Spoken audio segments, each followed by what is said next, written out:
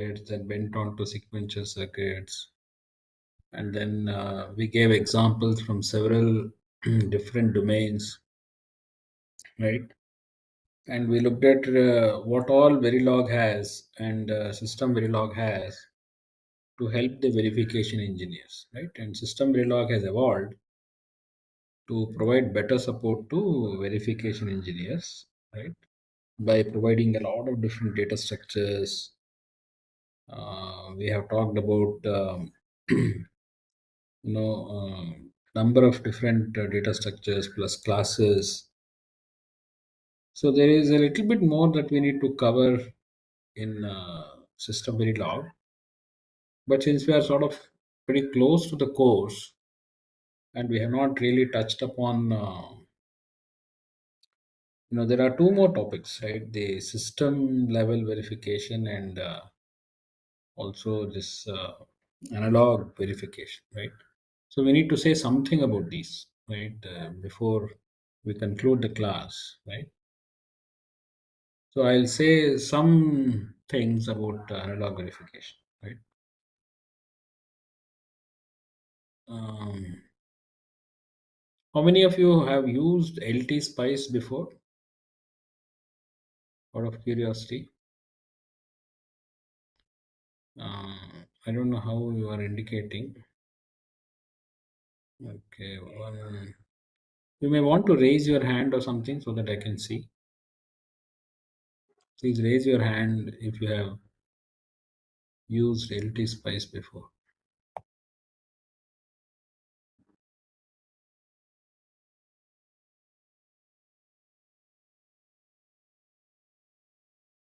Just a minute. Where does it appear? This raising the hand. So only one person has used. I see only one person said. Okay, who has not used? Who has not used? Can you comment? You have not used. I am not sure where I should be looking at.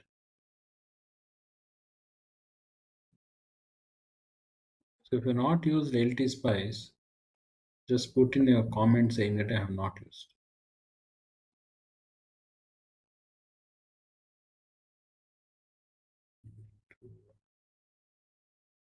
Only two,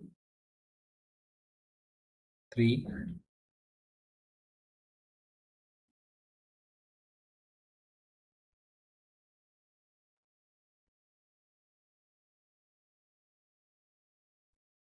Okay. So looks like about three of the people have not used.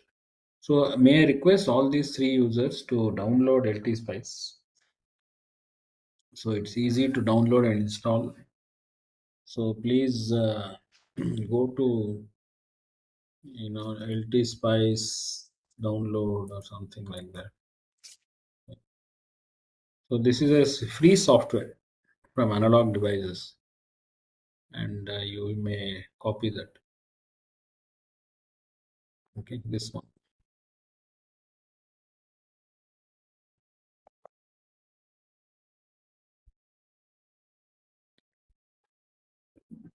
I'll put it in the chat.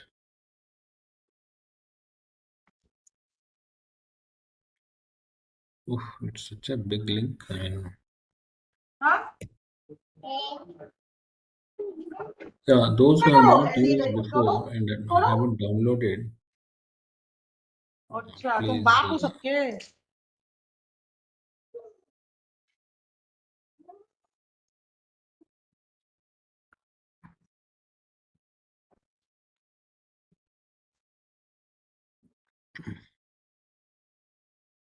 it'll take up a few minutes, and then when you are done, let me know that you. See, the difficulty with uh, analog verification is the tools are not free. Okay, I could not locate any free tools for analog and mixed signal verification other than simulators.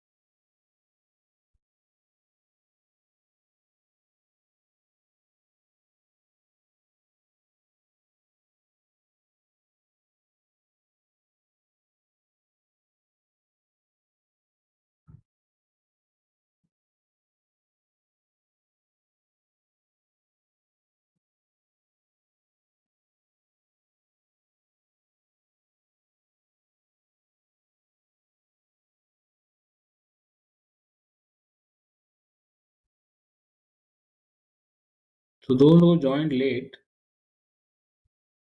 I have given some time to everybody so that they can download LT Spice. I have given the link in the chat box. So take a few minutes. It doesn't take that long.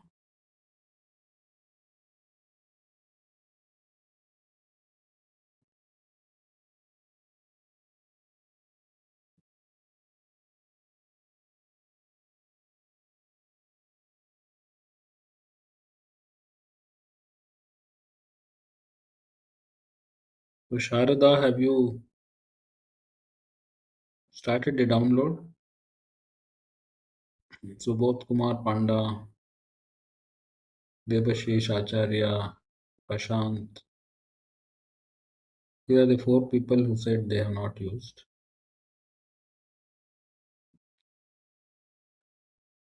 If you already have it installed, we'll use that one.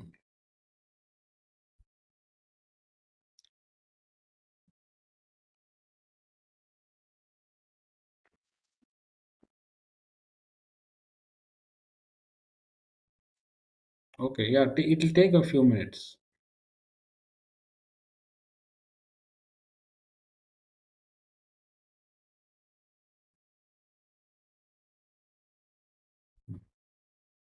Yeah, if you already have it, good.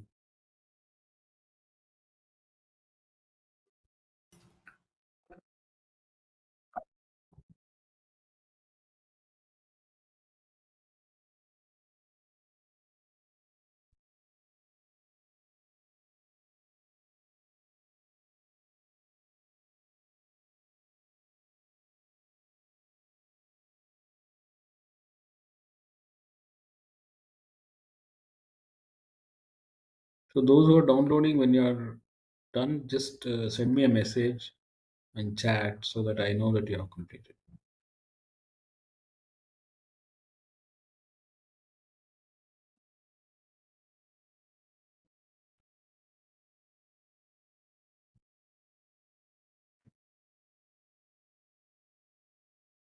Hello, sir. Sorry, sir, for joining late. So, can you tell me what to download? I'm not informed. Can It's you? there in the link. I have sent the What's link in chat. I have to download it. Okay. Fine. Sir, thank you, sir. Yeah, if it's downloaded, fine.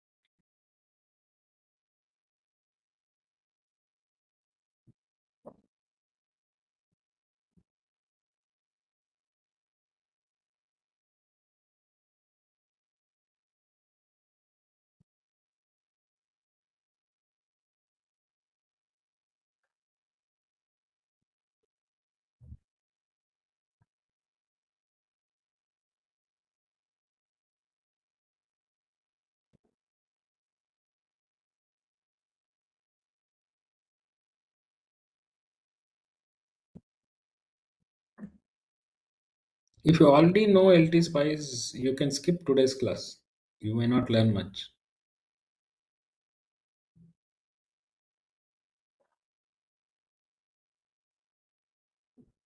So those who already know LT Spice, you don't have to attend.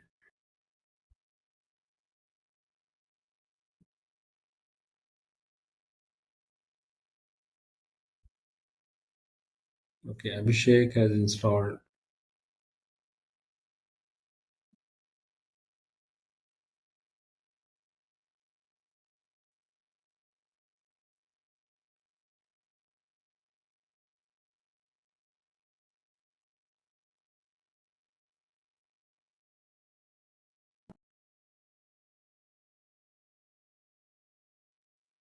Yeah, yeah. It's going to be like a, for those who have not used, okay, if you have already used it, you may not gain much.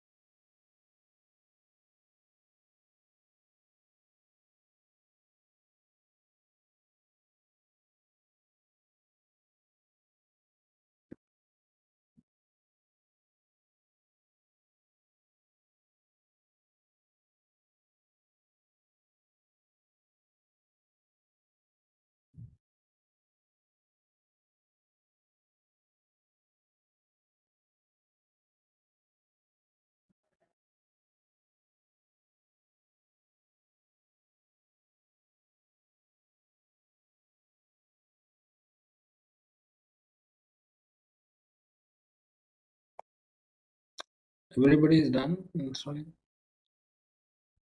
Okay. Shall we start? Okay. So you can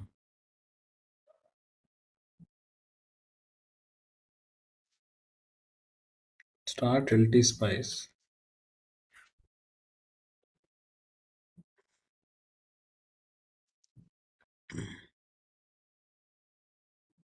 So you will see a screen somewhat like this, right?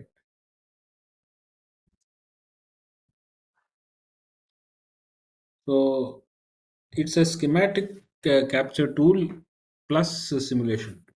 Okay. So you can build a schematic. Okay. So in the earlier versions of Spice, see, Spice is a program that came out of University of California at Berkeley. So there is a professor called Ronald Rohrer. He is given credit for designing this circuit, this program, right, along with his students, perhaps. So Professor Ronald Rohrer and his team, they designed this spice. Okay? Does anybody know the full form of spice? What it means? It's an acronym actually. Anybody knows? Okay, take your time, Professor Subodh Panda. Will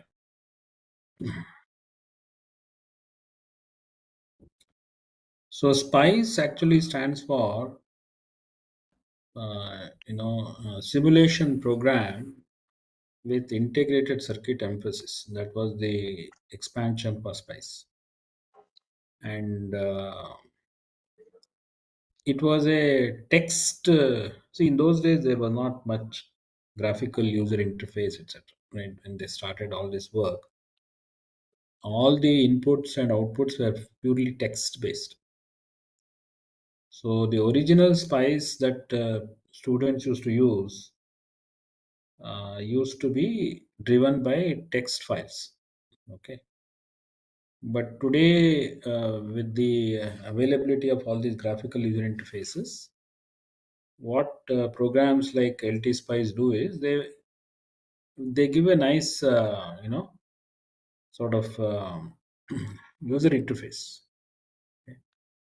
So you can describe the circuit graphically, which is much easier, right?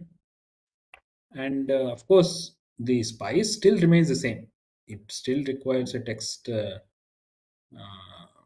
to simulate, right? But the front end handles the part of reading in the schematic, right, and writing out the spice input deck, and then performing the simulations, showing you the output. So that is a value addition of all these programs. There are many versions of spice now, right? I think many. I think we had P spice, and then there was LT spice and NG spice. So there are many of them. Okay. Spice is a device level simulation. Okay. What does it mean to say device level simulation? Anybody can expand?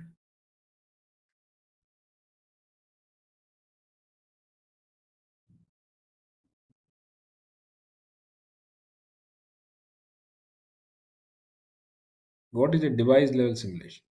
See, we did simulations in EDA playground also, where we were simulating circuits. So, what is the difference between the simulations that we did in Verilog, System Verilog, etc., versus what we do in, let us say, LT Spice? What is the difference?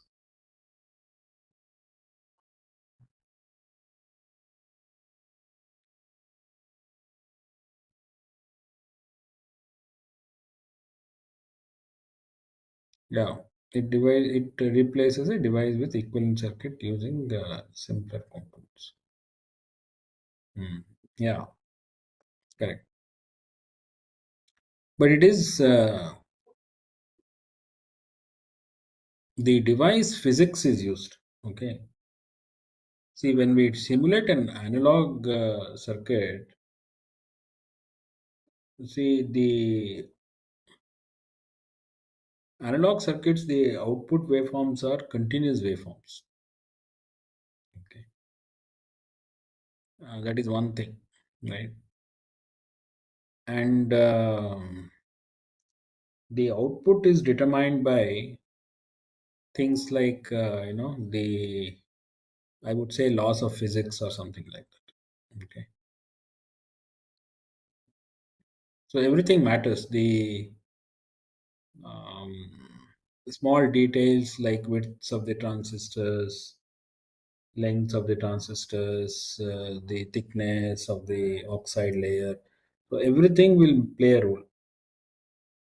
But when we model an abstract thing like AND gate or OR gate in your Verilog or system Verilog, we don't go into that level of detail. So in digital circuit simulation, we just model the circuits using truth tables.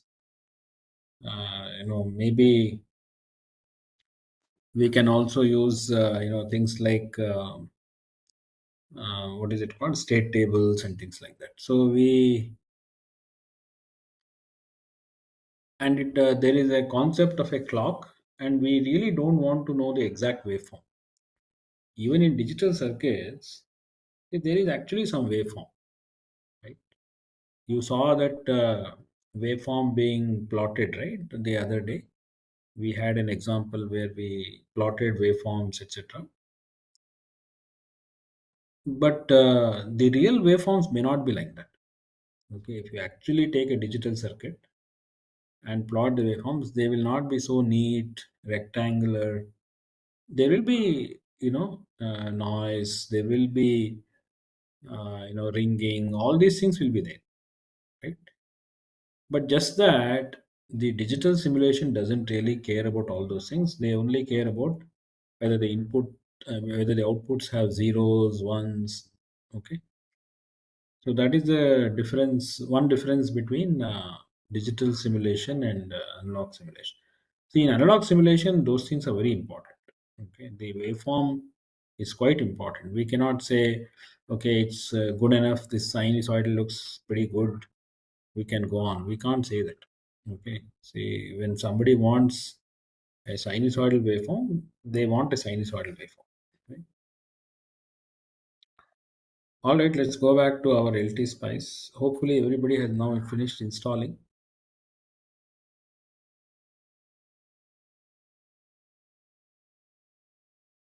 Well, it is design a new schematic.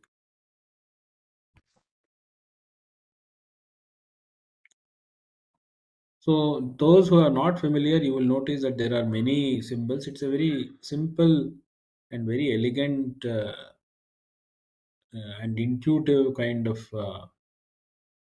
interface, right?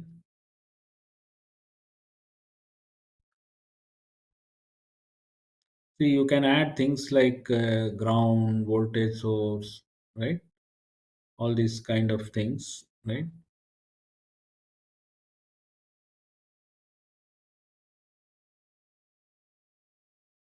So suppose we wanted to add a resistor, right? Just left click here, right? And drag it down. And you can use Control R to rotate. And if you leave it here, it will stay there. Okay. And you can add as many when you are trying to add resistors, and it will keep naming them as R1, R2, and so on. So these are the names associated with the resistors, and R is the value associated with the resistor. Okay. You can use escape if you don't want to add any more resistors. Are you able to do it? Anybody has any difficulty in understanding?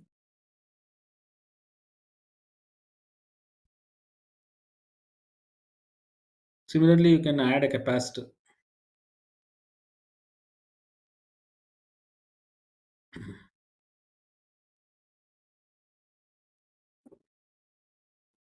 And you can add a ground maybe.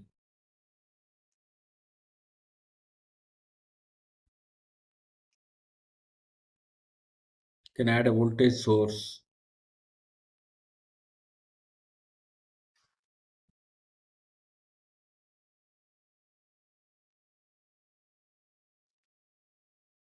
If you want to connect things, you can use this wire.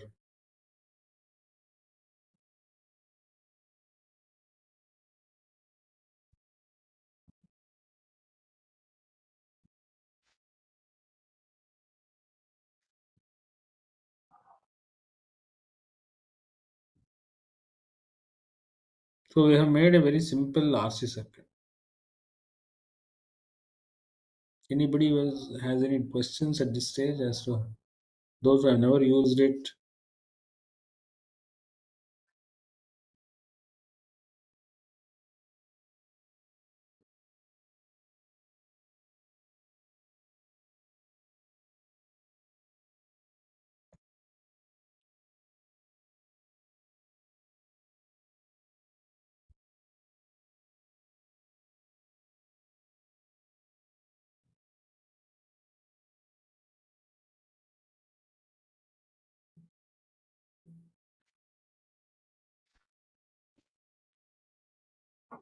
So in the background, this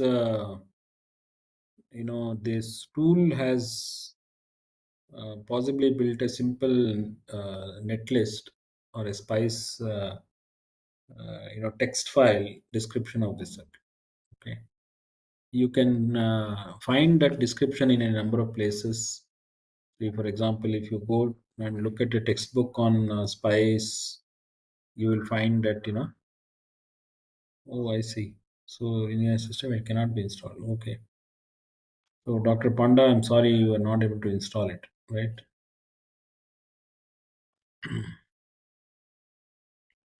So I don't know whether I'll find ready syntax of spice.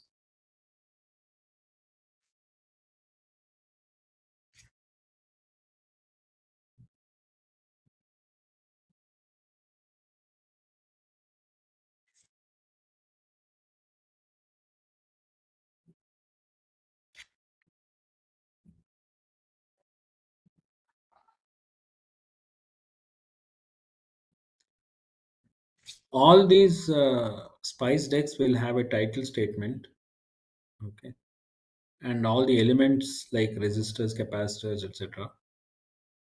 And then once the circuit has been described, they want to know what are the, you know, what kind of simulations you want me to run, right? So that they will ask, and then which are the outputs and things like that. So for example, let us see if he has provided any examples here.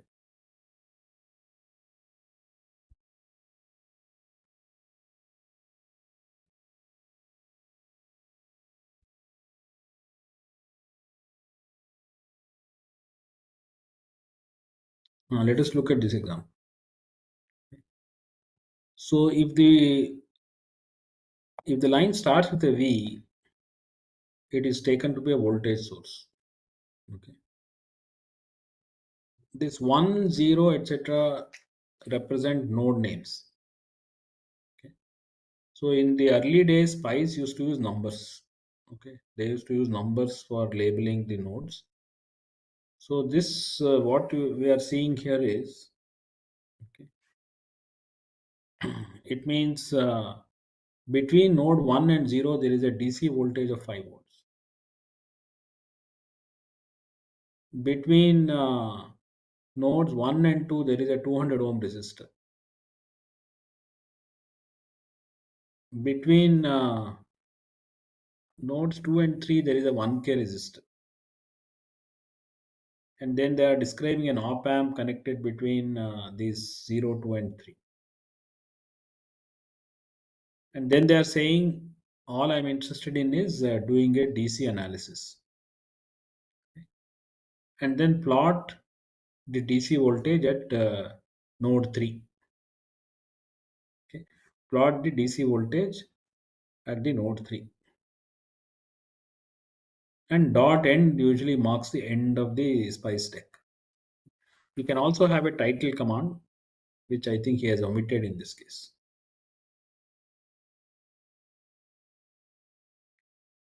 So if you go back and see what it might look like, let me see if I can copy this.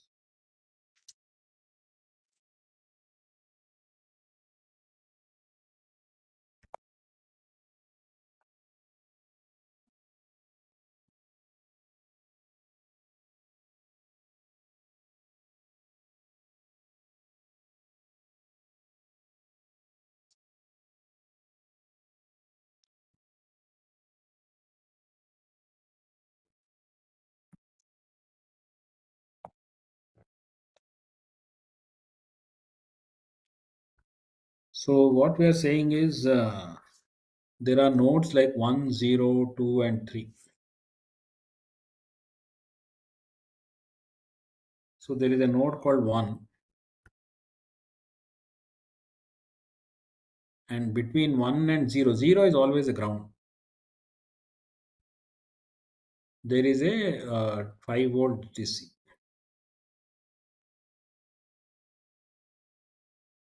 And between node 1 and 2, there is a 200 ohm resistance.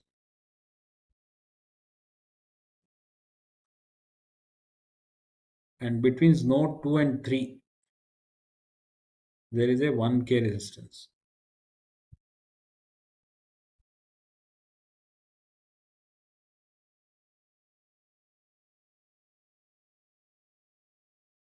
And between node 0, 2 and 3 there is a 741 op amp. Okay. So it's possibly looking like this. Okay. So the output is likely to be connected to this, and there is a minus terminal and the plus terminal. So the plus is perhaps connected to the ground, and this is connected to 2. So the syntax of op amp could be name of the what type of op amp it is. It's a 7 OPA 741,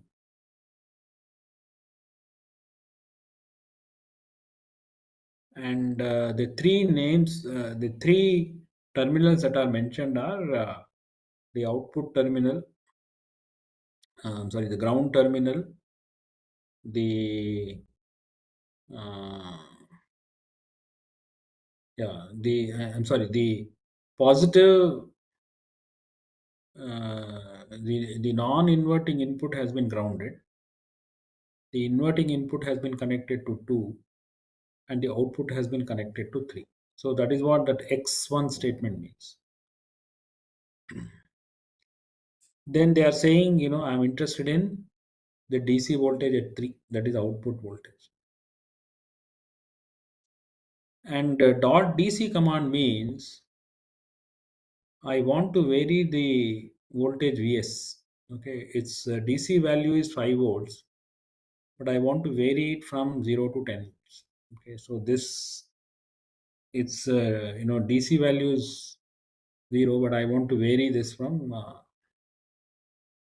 0 to 10 in steps of 1. So at the end, we will possibly be interested in a plot like this: 1 volt, 2 volts, 3 volts, etc.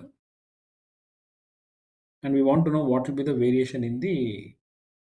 Notice that we have not indicated things like the biasing voltages for the op amps and things like that. Okay, so they are possibly defaulted. Okay, op amp 741. Maybe it is there are some defaults in that model which say it should be plus 1 minus 15 and things like that. Okay, so this is an example of a spice. Uh, okay. So he may have given more examples like this. So all elements will have a model statement. Okay, dot model is a way to indicate the electrical model. We may have a model for BJTs.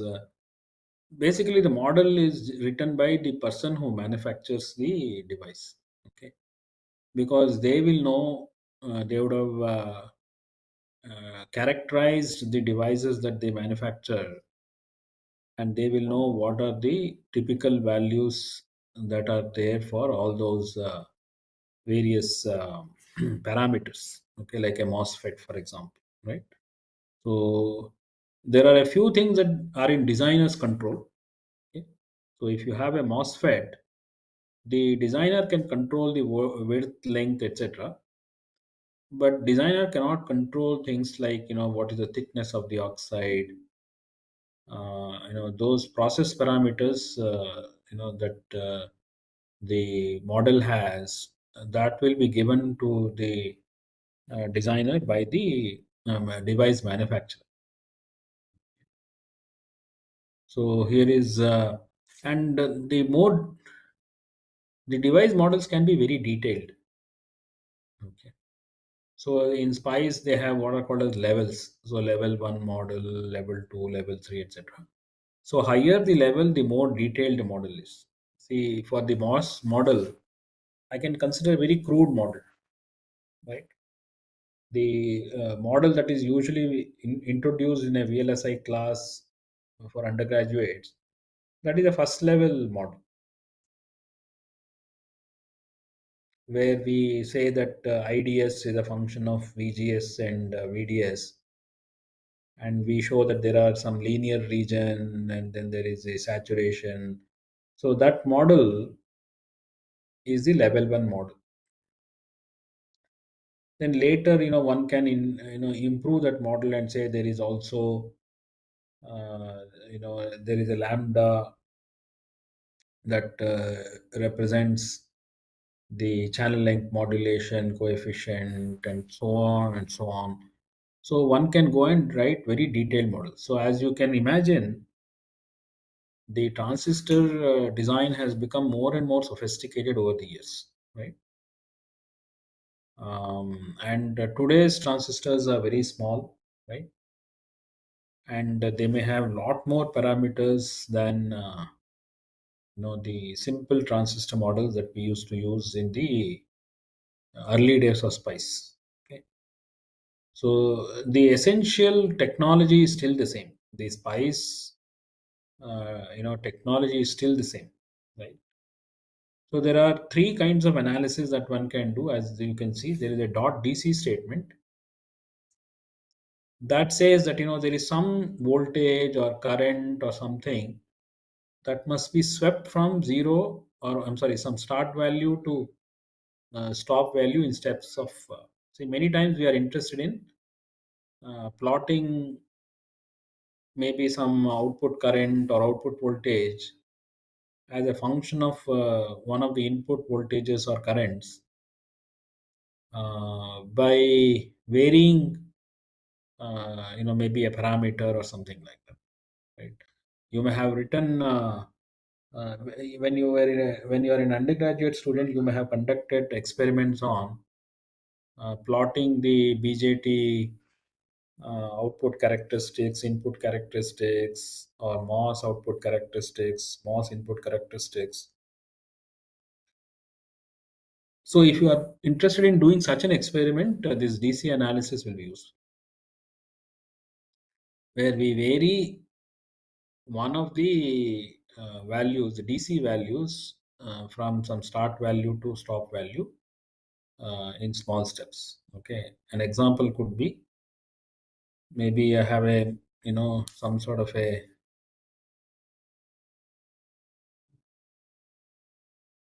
See, I'll give you a very simple example.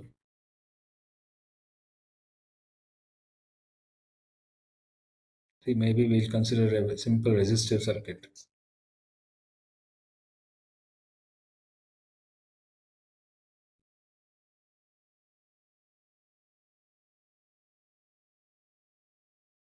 So this may be my input voltage and this may be my output voltage.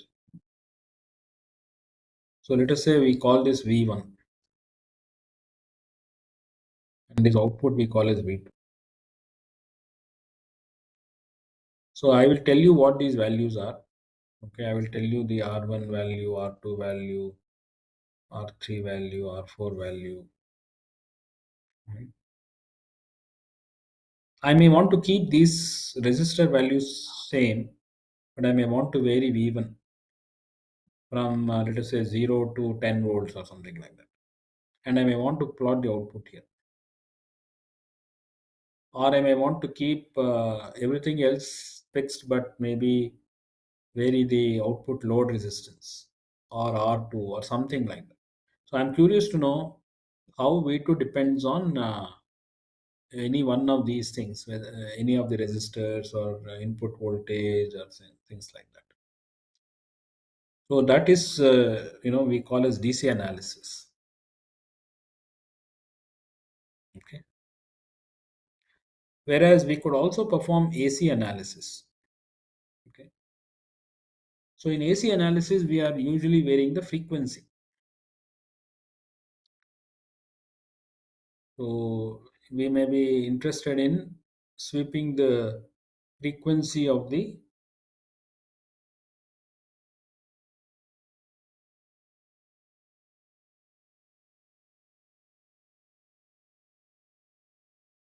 So maybe I have a.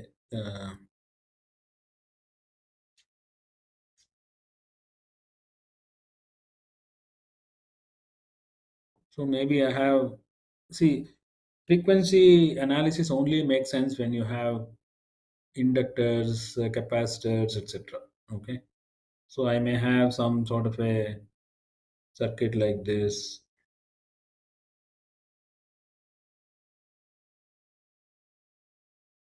Okay.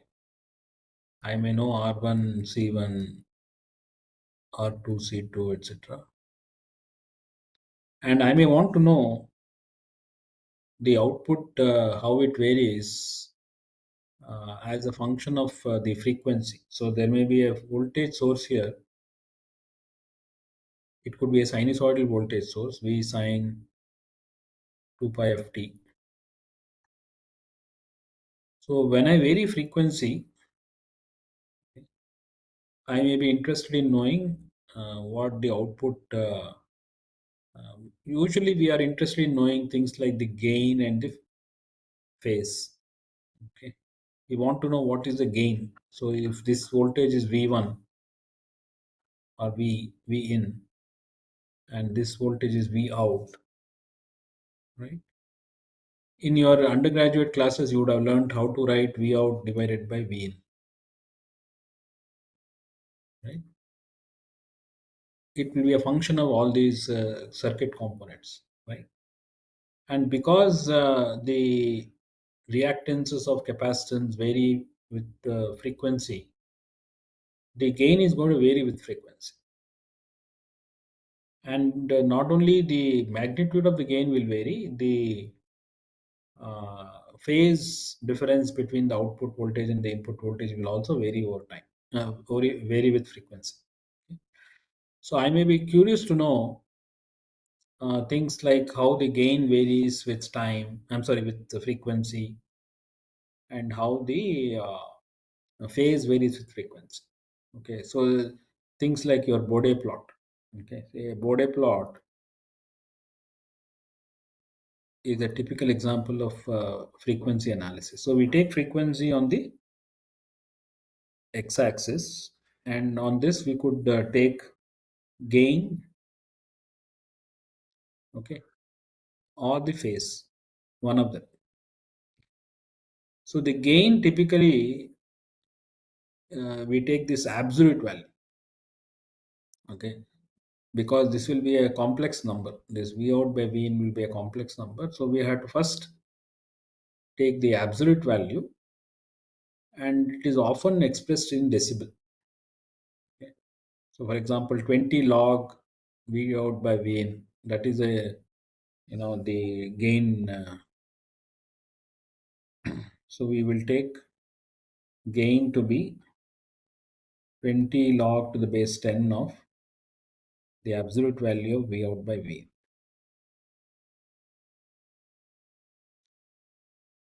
And we'll try to plot this as a function of frequency. And frequency, can go from 0 to a very large value, right? And one has to see where are the interesting points, right? There is no point in varying frequency in a linear way. See, if you vary frequency linearly from 0 to 100 megahertz, there will be too many points. We can't possibly afford to do that much calculation for every frequency. We cannot calculate, right? So usually what they do is they take a logarithmic scale. So we may say that we will go in things like let us say we start with 1 hertz. Usually we don't start with 0 hertz. After one, we can say we'll go to 10 hertz. Then we'll go to 100 hertz. Then we'll go to 1 kilohertz. So this is typically the way people will do the frequency analysis. They go in the geometric progression, not arithmetic progression. See, when we did the DC analysis, there we went from start to stop in small steps of, you know, let us say we went from 0 to 5 volts in steps of zero point 0.1. See, that is an arithmetic series. But here it will be like a geometric series. So 1, 10, 100, 1K. Then we will have a reasonable number of points, right? And analysis is only done at these intermediate points. So if you feel that we missed out something, see, for example, it is possible that something interesting happens in this range here, or maybe this range here, or something like that. So you will have to repeat the analysis by refining this. See, if you notice that something you missed here and suddenly you are finding the gain is peaking at some point, etc., then you can redo this analysis by changing the instead of doing from 1 kilohertz to 1 megahertz, etc., you can say I want to start from 100 hertz to 1 kilohertz, but then the I want to do it at all these intermediate points. Okay, you can choose two as the multiplier, so 100, 200, 400, etc. So then you will find more points here. Okay. And the same way you can also find the phase difference. Okay. So the gain and the phase are the two important things that people typically are interested in, especially in these circuits which use feedback, because we are worried that the feedback circuit may oscillate and things like that. So that is the reason why people have to do all this AC analysis. Is it clear what AC analysis means? Any questions? I'm not looking at the questions. Any questions at this stage?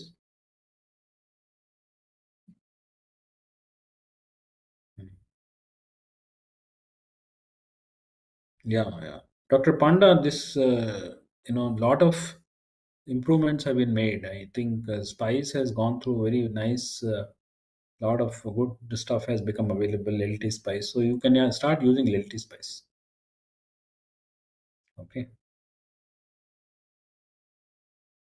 So the third kind of analysis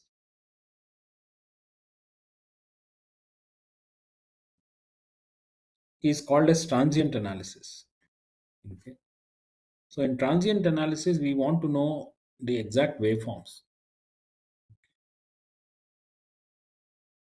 We may have made some maybe a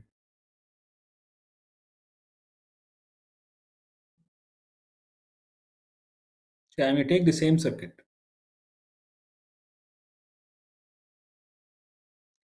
I have taken the same circuit, RC, etc.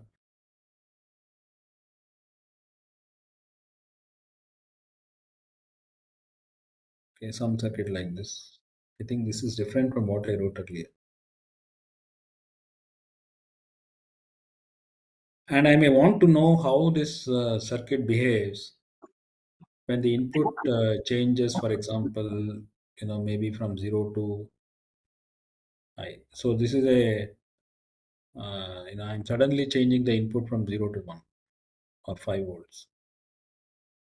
And I would like to know how the output is going to change. So if we are interested in the actual waveforms, then this is the transient analysis. ಎತ್ತರ ತಗೊಳಕಿನ ತಗೊಂಡಿದ್ದು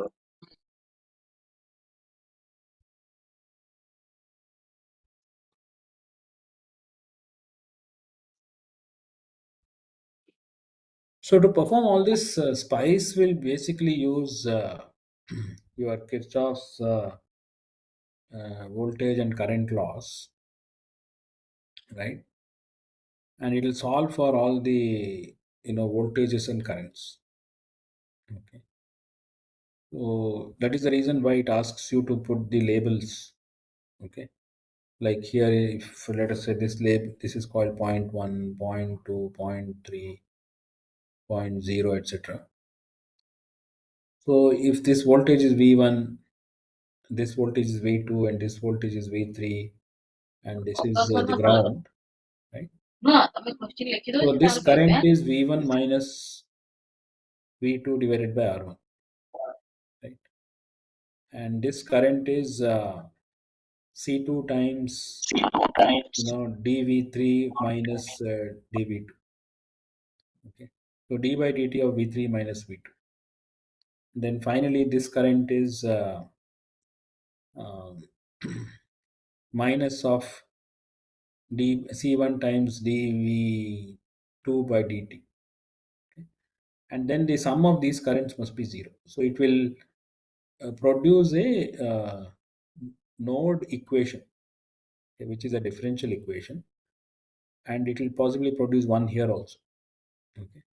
So there will be two equations and there will be two unknowns, maybe V2 and V3, right? And it will solve for V2 and V3 using numerical analysis, numerical techniques. So time cannot be a continuous waveform in a simulation. Time has to be sampled. So once again, just like in frequencies, I told you that in frequency we cannot, sample all of the frequencies that are there. So we go in the same way in time.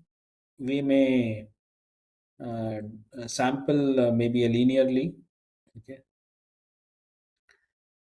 and we may say in that time from let us say time equal to 0 to time equal to 1 millisecond, I want to consider so many samples, and okay, so it's only as accurate as the delta t that you have taken.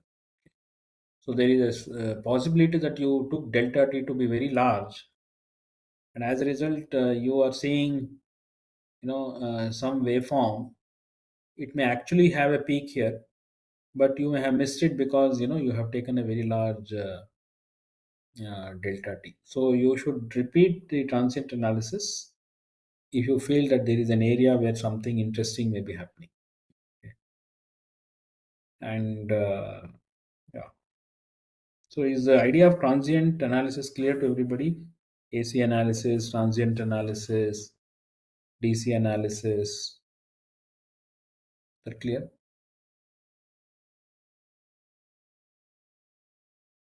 Anybody has any questions at this stage?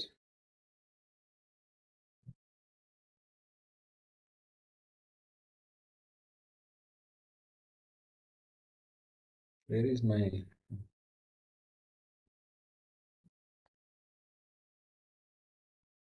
okay, Sakshi? Okay. So let us go back to this very simple circuit and see if you click on this guy, okay, it will allow you to modify that resistance. Okay. Uh, if you want to model an abstract resistance, it will say 100 ohms, right? And what is the tolerance? Okay, whether it has a 5% tolerance or 10% tolerance, etc. Right? In this example, that may not particularly be of much value, but so we could say 0. Again, power rating may or may not be very valuable. When it is valuable is maybe the simulation can point out that this resistor's power rating is being exceeded. Okay. So if you want the simulator to point out such things, maybe this is useful, otherwise not useful. It also allows you to select some typical resistors available in the market. See, not all resistors will be, maybe available in the market, right? So you can also, it allows you to select a specific resistor which may be available. So we have designed this to be a simple 100 ohm resistance. And similarly, you can define the capacitance. Okay. So you can see that even in a simple capacitance, there is a lot of scope for. So let us say we take this to be about maybe 1 microfarad. Okay, you can write 1 U. Okay, 1 U means 1 microfarad. And as you see, you can also select different capacitances. These are the manufacturers and things like that. Okay, if you select those, then you don't have to fill all this. Okay, not all voltages can be, the capacitor will go bad if you apply a voltage beyond some value, right? Then what is the RMS current that it can tolerate? What is the equivalent resistance? There may be some series inductance associated with the capacitance and things like that. Parallel capacitance, parallel uh, equivalent parallel capacitance, and so on. So right now, maybe we don't really want to specify any of these things. So it doesn't insist that you should give all those things. So this may be a very simple model. So as you can see, it is for the the designer to select the right components and specify the right parts. Your your simulation may have slightly different values depending on what kind of parts you have chosen. And then this is the by default it will be a DC voltage, but you can select this advanced. Okay, and you can describe different kinds of inputs. You can say I have a pulse waveform, or I have a sinusoidal waveform, or I have an exponential waveform, things like that. So the most common ones are pulse and sine. Okay, so let us say we go for pulse waveform. Then you can say initially my voltage was 0, right? And finally my voltage reaches 5 volts, and I can say it has an on period of, let us say, 2 milliseconds or something like that, and period is 4 milliseconds. So it's a sort of a square waveform, and I can say how many cycles there are. So maybe I will choose 2 cycles. So I have described a simple, so you can see that it wrote that here. It describes what kind of a waveform you have chosen. So now it knows everything that it needs to know. The only thing is we can name the labels. So you can label, let us say out is a name you have chosen for this. Okay. So you can drop that off. And similarly, if you want to give it a name like V in here or in, you can go ahead and label this.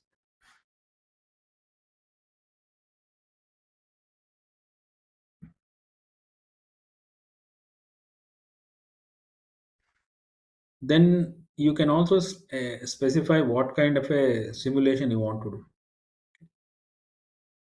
So by default, it is transient analysis. Okay. Or you can also do AC analysis or DC. So these are the basic 3 types of risk analysis that we can do. So in this case, we have chosen 2 cycles, and we took, I think, the period to be 2 milliseconds or something like that. So we can say 4 milliseconds. So we want to simulate till 4 milliseconds. We want to start from 0. Okay. So usually this is enough. We can say that this is our. We want to start from 0 and we want to go up to 4 milliseconds. We can use the default values for everything else. If you use this guy, I think it will fit. And if you want to move this, you can use this guy. So you can sort of move this whole thing.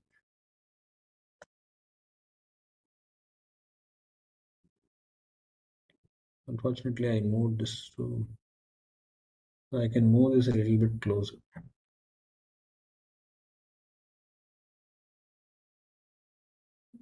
Put this in. Okay, this is wrong. This in we need to delete. Okay. Then we move this guy, and so now if you say, so it will center everything. So let me explain again. This is for labeling the nets. Okay. This is for introducing a ground. This is for introducing a voltage source. Resistors, capacitors, inductors, wires. Then other components. Then if you want to write any text, see, you could say simulation of RC circuit under step response or something like that. So some such, this is more of a comment that you have written for yourself. So if somebody sees this circuit, they know what is going on. So if you have given all this, I think you can go ahead and simulate. Okay. So it didn't take too long. So it simulated from 0 to 4 milliseconds, right? And you can remove these guys, and you can arrange them like this. Okay, you can arrange them side by side. So if you, it has analyzed now, and if you bring this tool here, the cursor here, using this tool you can pick which are the voltages that you wish to observe. Okay. So if you click that, it is saying that the voltage here, the transient will be like this. So it's a little crude waveform because the transient analysis did not take sufficient number of you know it hasn't taken too many points in between. It doesn't look very smooth here, so we may have to go and analyze it a little bit more carefully. Okay, so time step we can reduce. Okay. So let us say we want to take 100 points, and we can reduce it to maybe zero point 0.4 millisecond.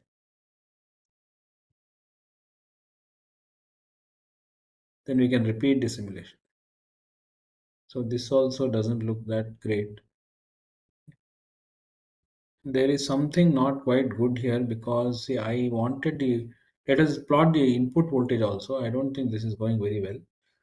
See, if you take the input voltage, why is it going to only 11 nanovolts? See, maybe this we have not done it correctly.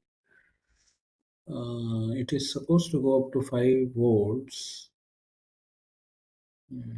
So maybe the period 4 millisecond, 4 nanosecond. What is the reason why the voltage is going only up to 5 volts here? I mean, it's going into nanovolts. Okay. What is the reason for that? Let's understand that.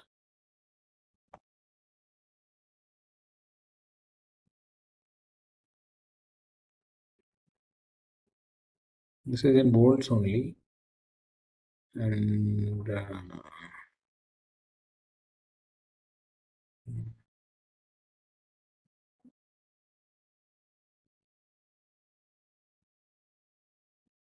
so pulse is 0 to 5 volts, 2 milliseconds to mm,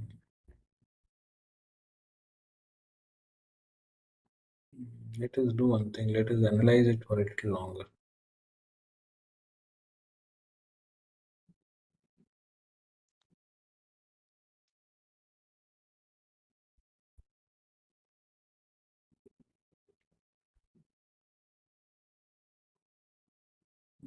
We should. I don't remember.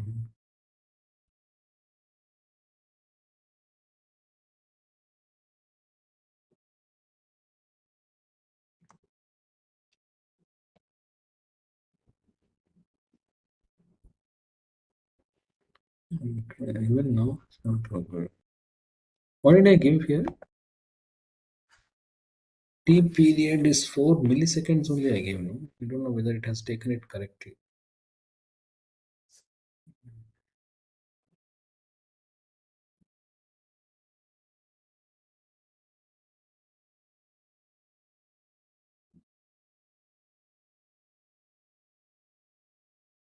Hmm.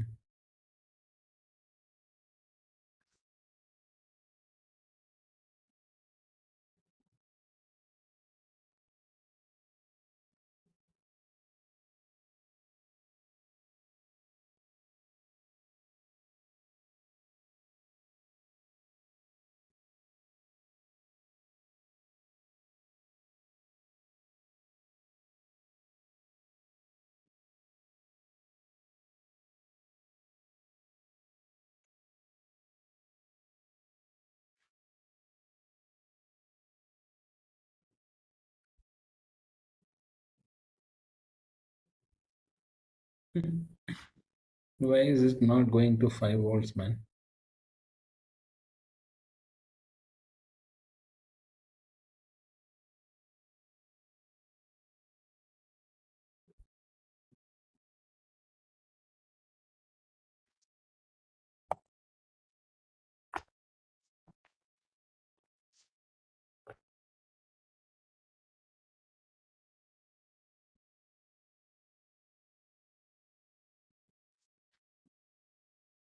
Could it be this?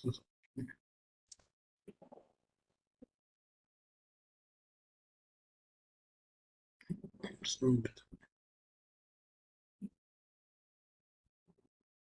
anybody has the clue why it is doing this? I have never faced this issue. Have we made an error in the way we have described the impulse? This is the current. Okay, when I use this symbol, it is a voltage, and when I use this symbol, it is a current. Just a second. I have a feeling maybe this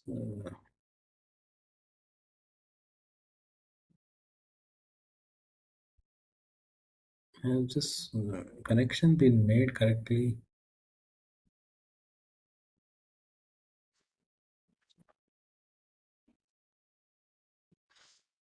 Sometimes the connection.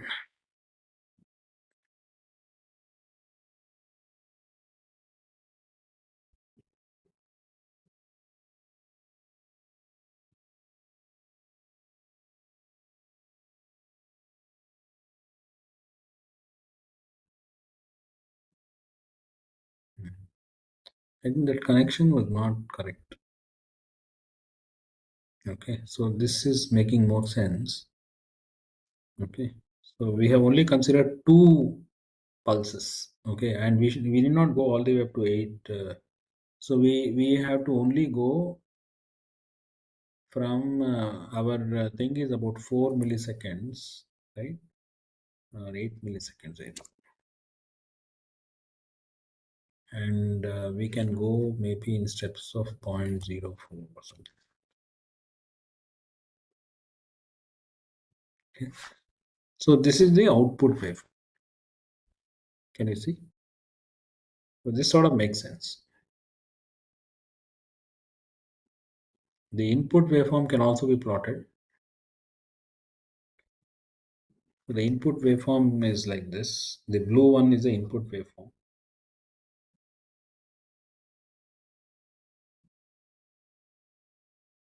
So once again, let us understand the the parameters. We are going from 0 to 8 milliseconds. That is our, and we are starting to look at every 0.04 milliseconds. So it must have performed a simulation where the delta t is about 0.04. So the finer you make it, the more. So if you make it less crude, if you make it more crude, you will see that the output sort of looks less. It's not looking so great,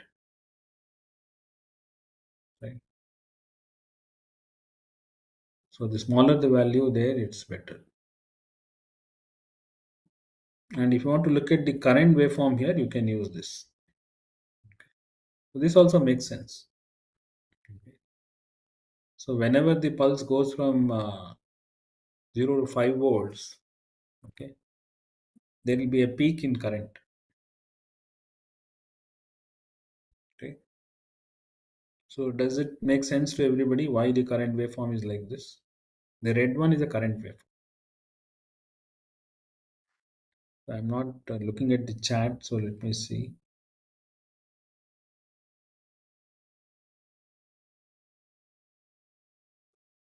Yeah.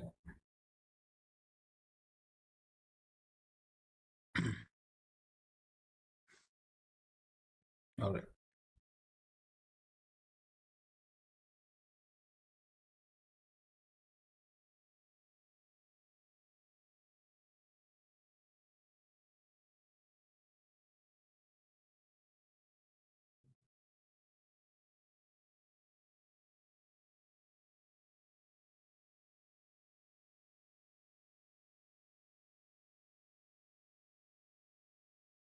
So you can see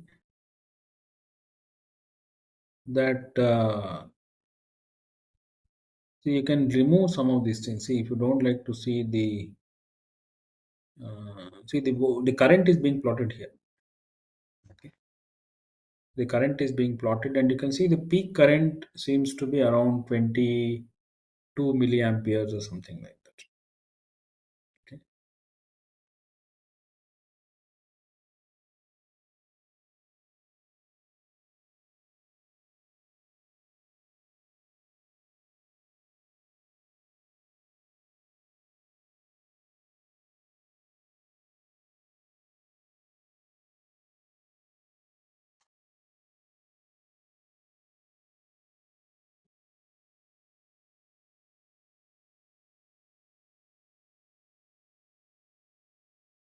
That okay? I mean, I thought it's V by R or something like that.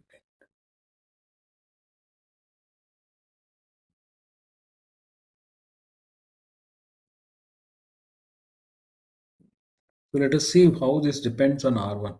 Okay, let us change this value of R1. So let us not simulate this. Let us change this R1. So from 100, let us say we make it 200. So we can see its effect on the current. Okay. So now let us look at the current here. Okay. So it reduced. The peak current has reduced.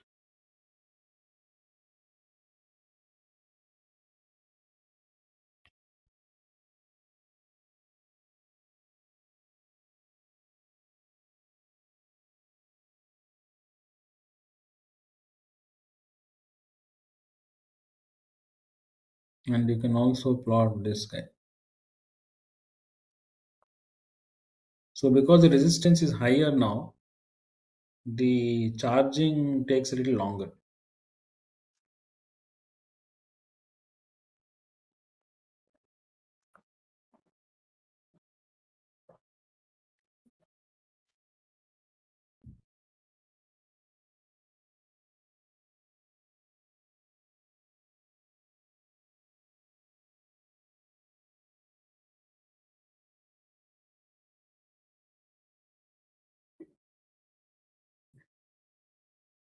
And you can find things like the rise delay. Okay, the rise delay is stated as, so the output finally reaches 5 volts. So we have to take where it reaches about 90% of 5 volts, which is 4.5 volts. So it reaches here. So if you place the plus mark there, at the bottom you can see it says the time is 0.0589 milliseconds. Right? And maybe it's better to allow this simulation to go for a while. So usually what happens is, let us do one thing. Let us modify this guy to, let us say, 5 cycles. Okay, and let us do this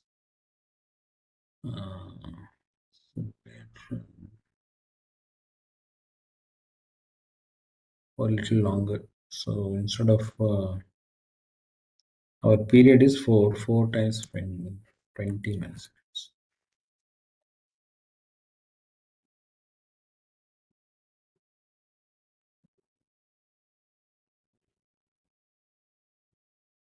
Okay. So it's better to not take the first one or two waveforms. It's better to take this place. And maybe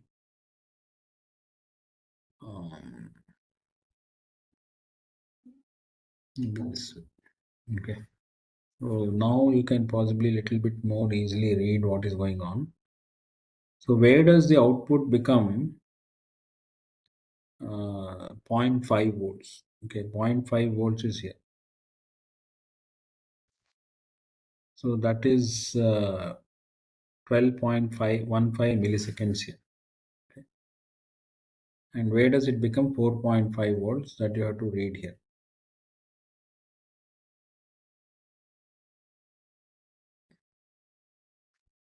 So that is 12.58 milliseconds. So this difference between the two, okay, 12.11 and 12.58, that is the rise time. In the same way, you can find the fall time.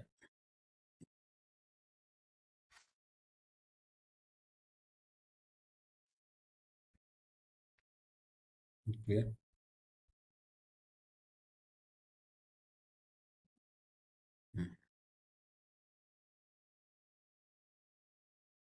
Everybody understood. This is a very intuitive and very well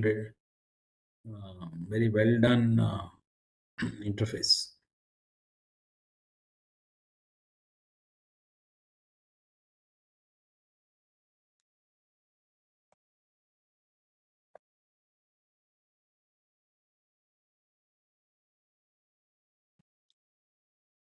Now let us change this to not, let us change it to a sinusoidal waveform. Okay. So for a sinusoidal waveform, you can specify a DC value. So like some small DC plus the actual sinusoid. So we can take it to be 0. We can take this to be 5 volts. That is a default value. The frequency, we can keep it 1000 or something like that. And these things, I think we need not have 0. And the number of cycles, let us say, is maybe 5.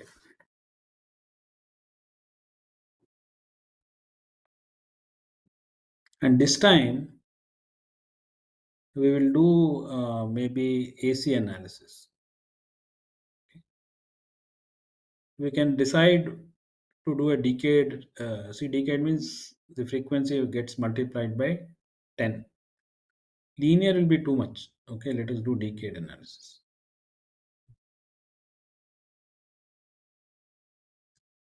The number of points per decade you can decide. Maybe we'll do 10 points.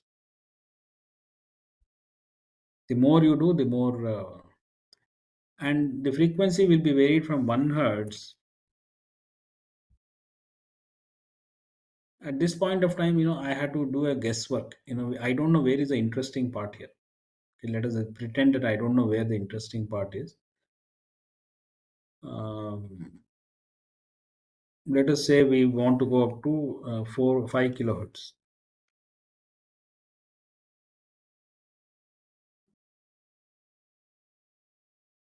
This we can remove. We don't want to do this transient analysis anymore.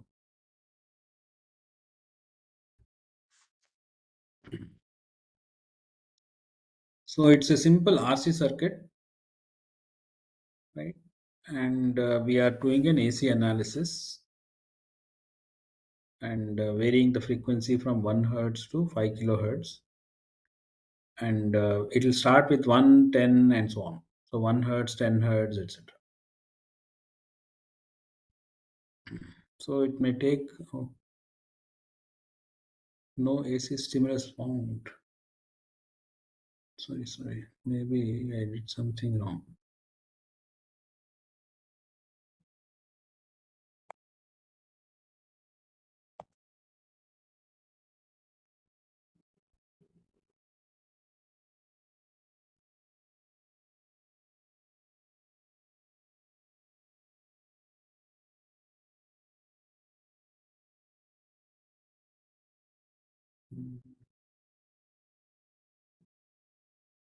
What is wrong?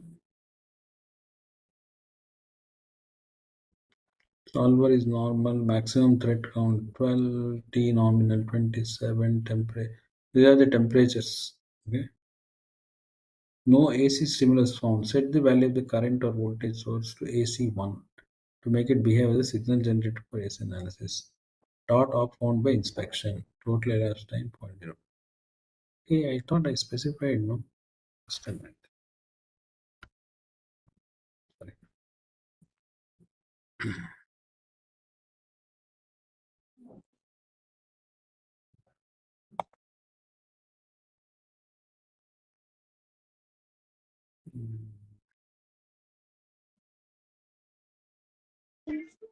Sir, on the right top, AC amplitude should be given, then only this works.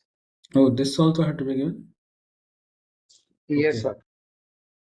Then what is this then? We can put anything there, it will work. Oh, so weird. Anyway.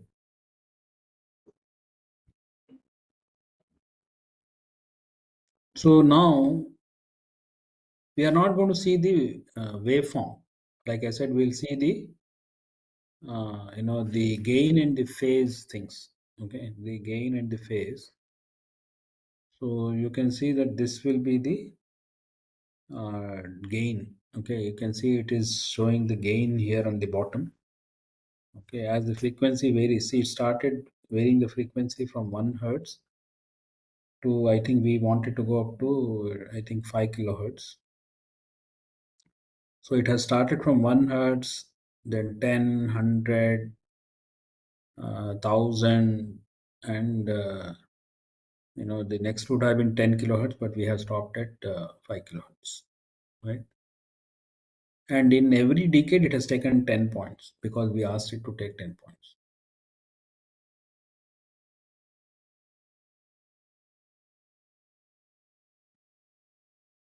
And at very low frequencies, the gain is saying it is saying is about 14 dB. And as the frequency increases, you can see that the gains tends to fall off. So that is because the capacitor, its reactance keeps decreasing with frequency. Similarly, this is the phase. Okay. Initially, the phase will be like there will be no phase difference, but as it goes, we can see it tends to about minus 90 or something like that. Okay. At very high frequencies, it will become minus 90.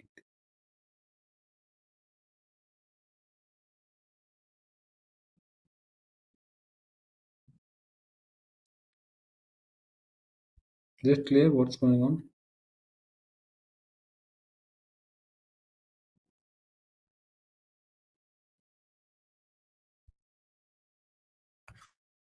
Capacitor current will be negative of voltage source.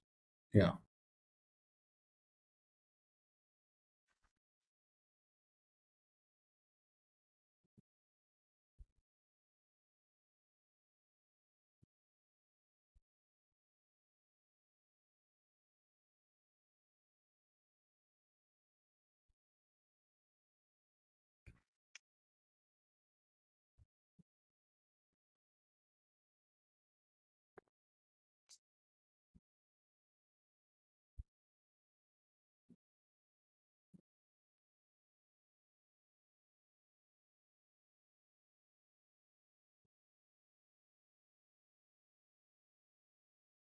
So we have performed uh, two kinds of analysis: transient analysis and AC analysis.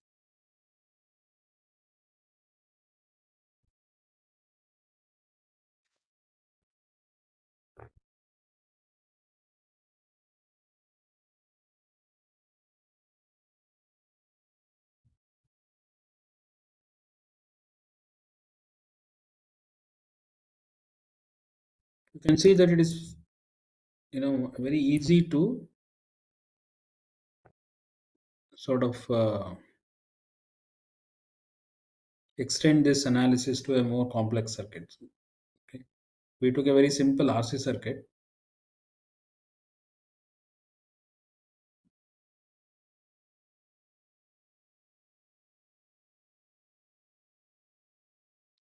So it's equally easy to do a slightly more complex circuit. Maybe we'll take an RLC circuit.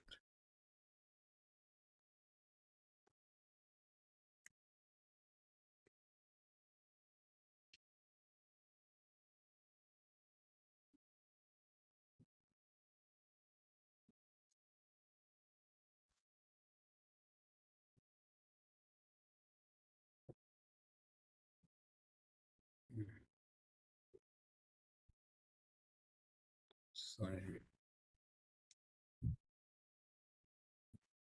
Then we'll add a voltage source like last time.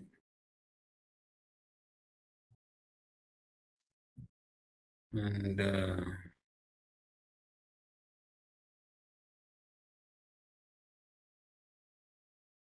oops, what is that? So we'll make sure that we have a ground here. For some reason it did not connect too well. Then we can see, usually when you connect like this, a dot will appear.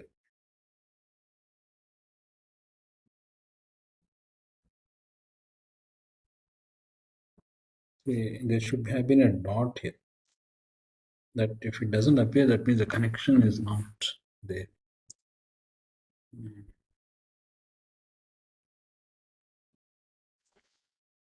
So let us keep the resistance to be maybe 10, maybe 50 ohms. Okay. Inductance may be about 1 millihenry. And again, capacitance to be about 1 microfarad. Okay. And once again, we'll take the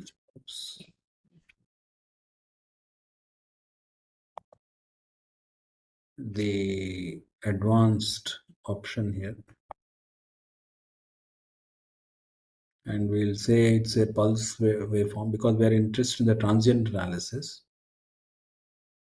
So initial value is 0, final value is 5. We want maybe 5 periods. I'm sorry, 5 periods. This may be 5 milliseconds, or I don't know how much I get, 2 milliseconds and 1 millisecond.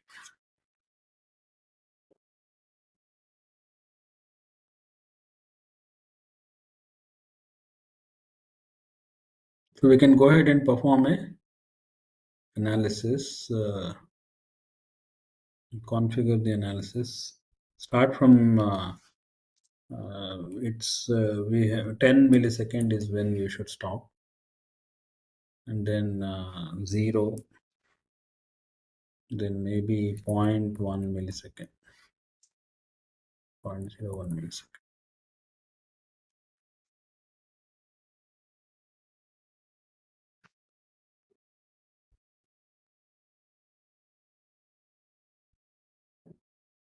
So this has to be modified to say it's an RLC circuit.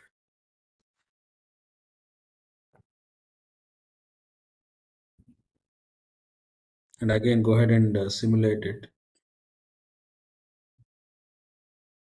Then you can look at the voltage here. Okay. So the analog circuit reveals all those, any peak that may appear here. Okay, the output voltage suddenly, slightly goes above. And the relative values of R, L, and C will decide that how big that peak is. Okay. So you may be curious to know what will be, let us say, the voltage here.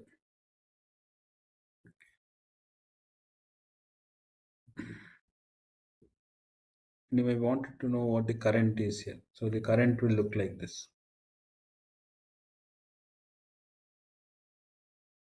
Okay. Maybe you want to modify this resistance and see what will be the behavior when the resistance is lower. Okay.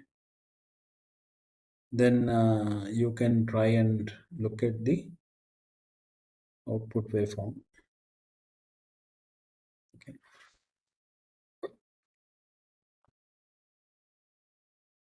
Okay. So there is some ringing. Okay. And the peak has gone higher.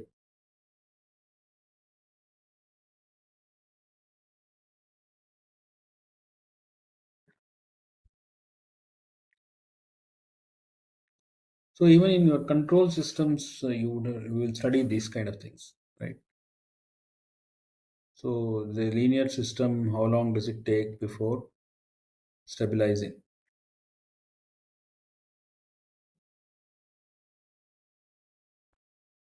So smaller the value of the resistance, the more the ringing. So if I reduce it to 10 ohms,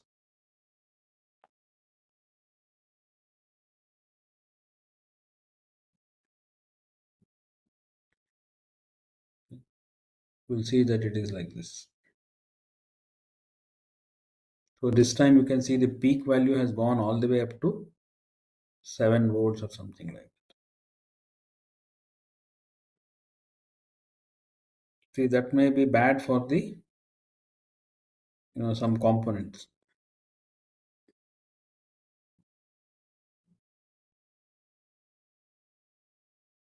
Is it clear? So this is what is transient analysis. We want to know how the circuit behaves when there are sudden changes in the input. How long does it take for it to stabilize?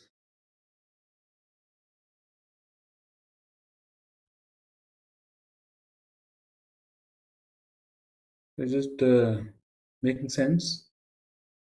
Yeah, this is called underdamped. Yes. So the larger the resistance, the lesser the damping. So we can look at that. So we started with 50 ohms. So I can make it maybe 100 ohms. This time you will see that it is very well behaved. It never exceeded 5 volts.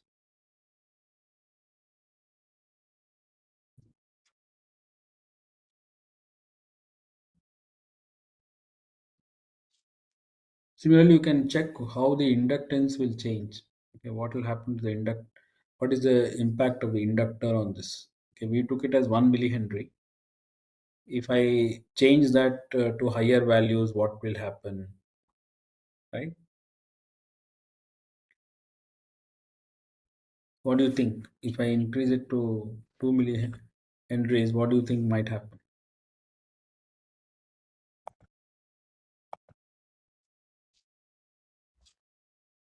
I have doubled it.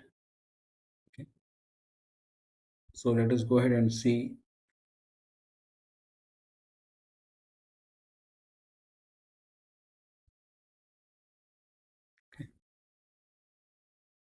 This didn't seem to have made so much difference. Whereas if I make it maybe 20 millihenry or something like that, then I might see some difference. Okay. So you can see that inductance also has a similar effect. So in a large VLSI circuit,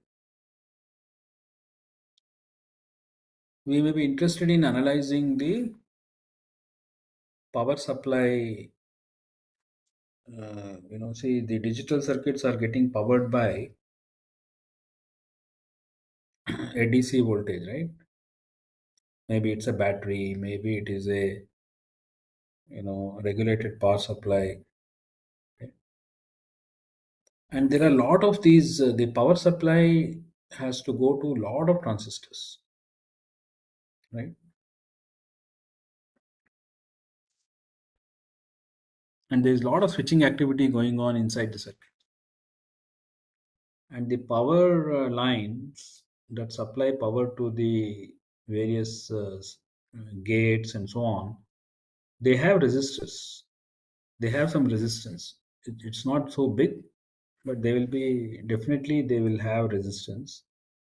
Plus, they will have capacitance, and they may even have some inductance. So when a lot of switching happens, see the power supply line will actually go through this kind of variation.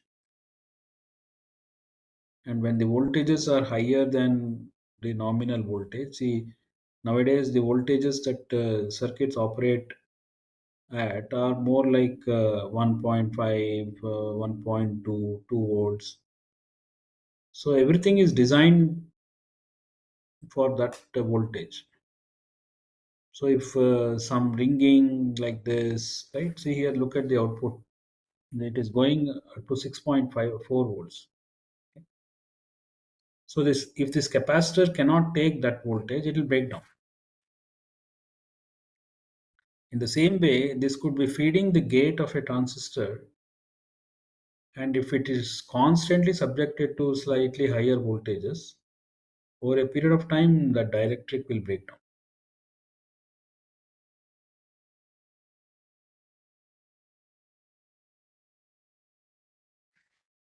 Is that okay? Everybody is following? Any questions in this so far?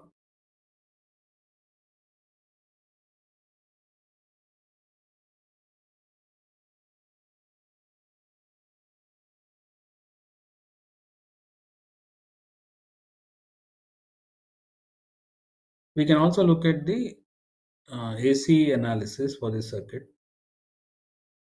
The RLC circuit has an interesting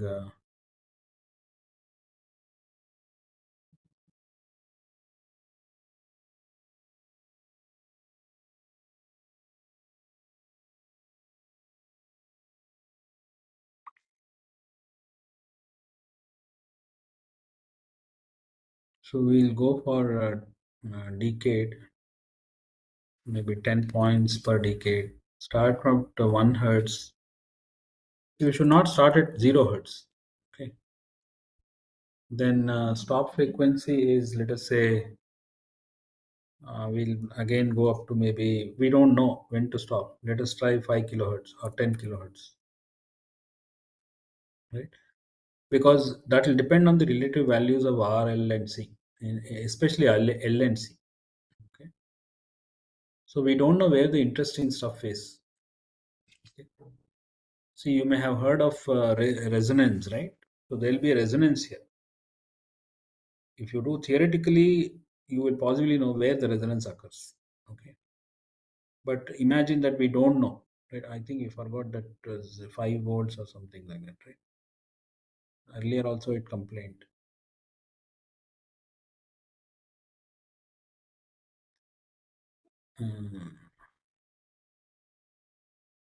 Oh, this one.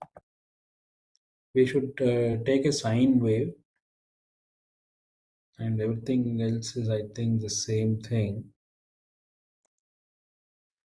And maybe we'll do maybe about 4 of these. And frequency, let us go. The nominal frequency is, let us say, 1 kilohertz. And I have no idea why we have to give this.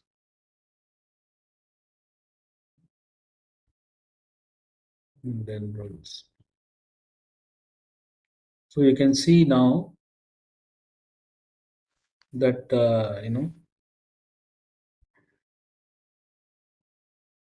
so we can suspect that this is possibly where the resonance is occurring. Okay. You can calculate the resonance frequency. Yeah, I think you guys know how to calculate. When the capacitive in 1 over omega c becomes equal to omega L, that is when resonance occurs. So we can possibly suspect that it is somewhere here. Right? The phase at that point, you can also see it becomes like 0. So the interesting stuff is happening here. So maybe we can redo the analysis between maybe this part. So maybe 150 hertz to whatever this value is. Okay, maybe 1500 hertz.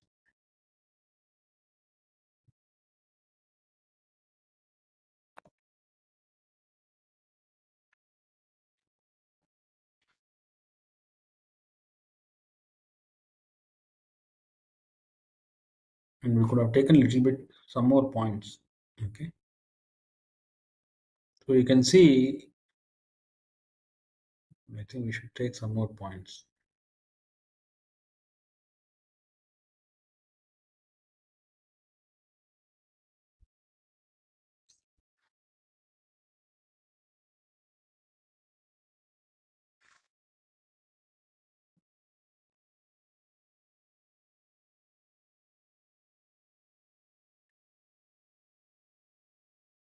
The phase should have gone to 0, right?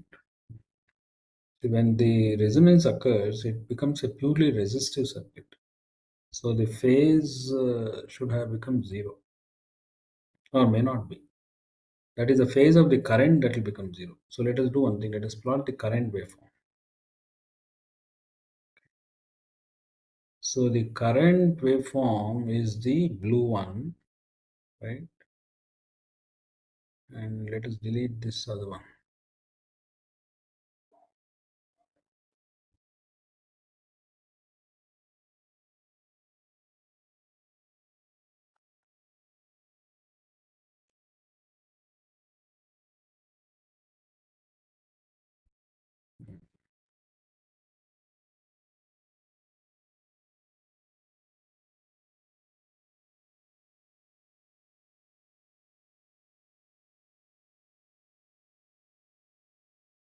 Let's go back to that 50 hertz, 1 hertz to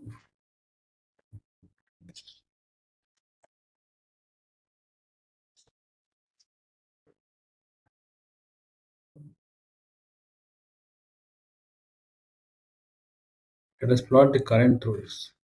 Okay. The current, I think we need to still go a little bit further. Okay, we need to still go a little bit further.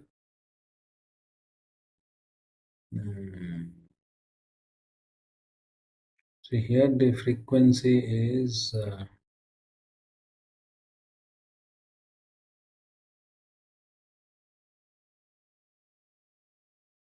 see here. Here the current is in phase. Okay, the current is in phase. Before that frequency, you can see that the current is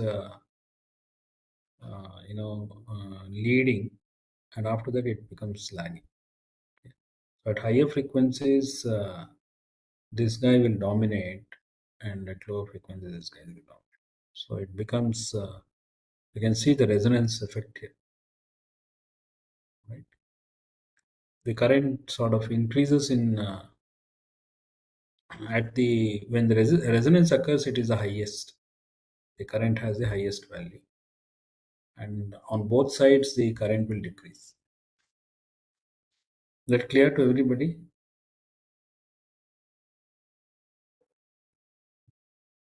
So it's 2.2k is the resonance. Okay, let us see.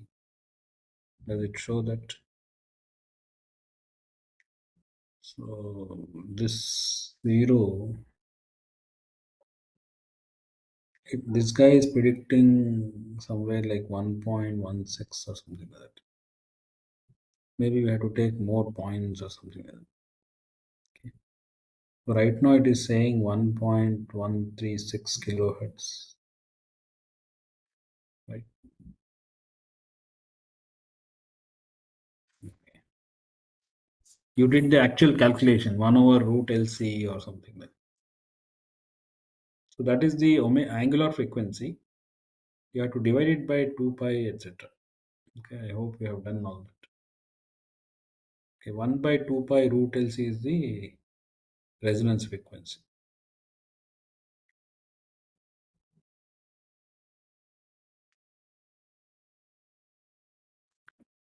So we have looked at passive components. Okay. But this guy is capable of doing a lot more. Okay. So he can a lot of different kinds of components are supported. Okay. So we can have if you are interested in digital, you can use all these various gates and things like that, t-flops, gates, inverters, or and things like that.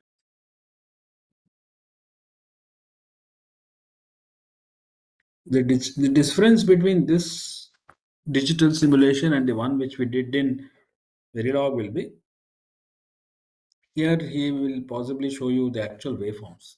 Okay, so this is not a the kind of simulation that Verilog will do. Verilog will not be able to plot you these kind of waveform that we are seeing here, right?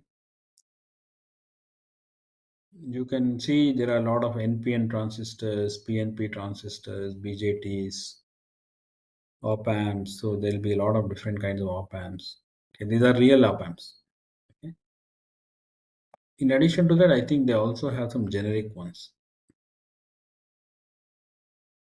Okay, you can search for op amp somewhere. I don't know where it's here.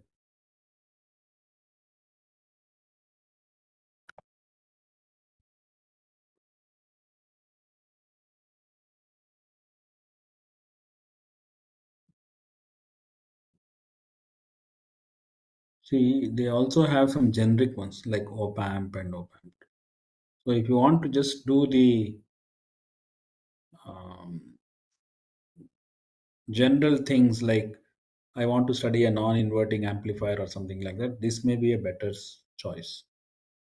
But if you want to take a real one, like one of these, uh, the actual model for a real transistor, real op amp, then you will possibly find that it is much more. You will have to do the biasing and all that stuff. Some of them are even more complex. Okay, there may be many things that you have to select.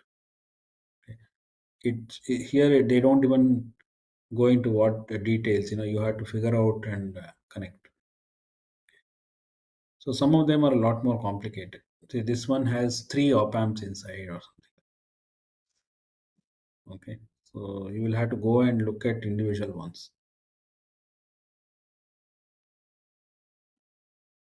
These are all different kinds of op amps. Okay, you may be wondering why they have so many different kinds.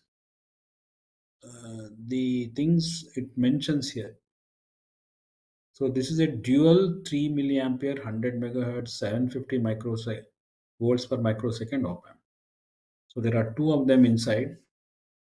Then it can have a bandwidth of 100 megahertz and a slew of 750 volts per microsecond and so on. So you'll have to choose the one which, whereas this op amp is a very simple ideal single pole op amp. Okay. So you could use that if you are only interested in understanding simple things like how various non-inverting amplifiers behave and things like that. So if you want to do the simple non-inverting amplifier experiment, so you can this may be your feedback resistance.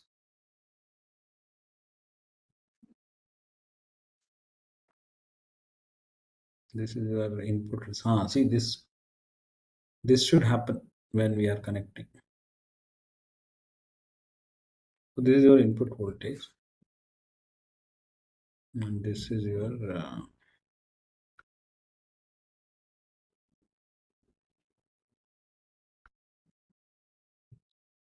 and you may want to connect this to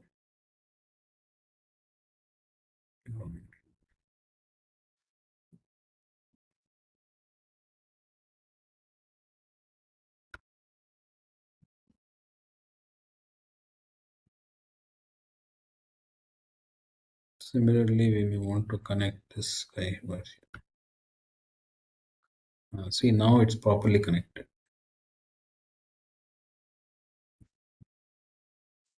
Okay, earlier this was the problem, and we can label this net as out.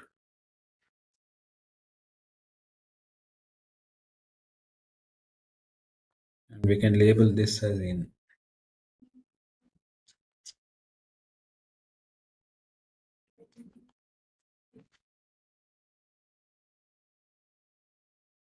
Okay. And we can take the DC value here to be 5.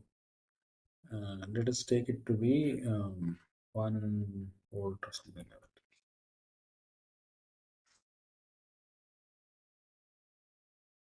This resistance, we can take it to be, let us say, 1K.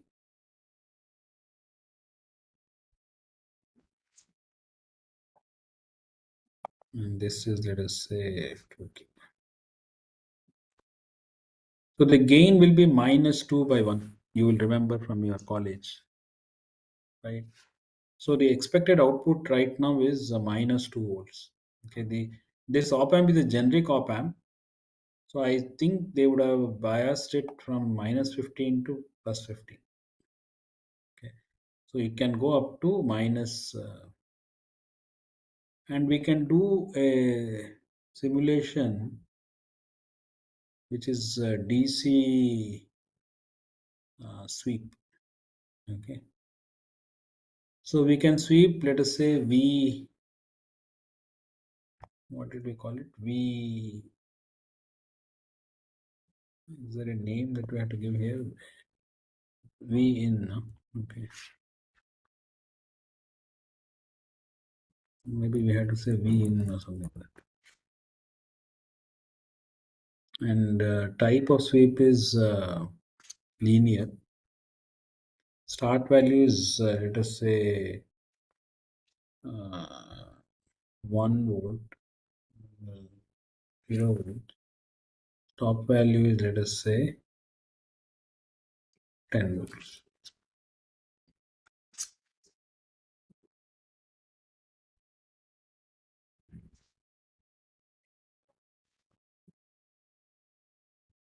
So if you simulate this,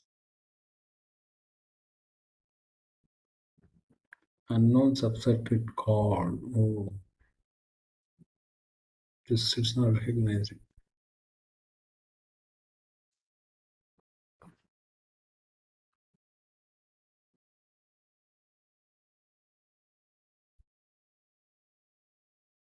So let us find another one.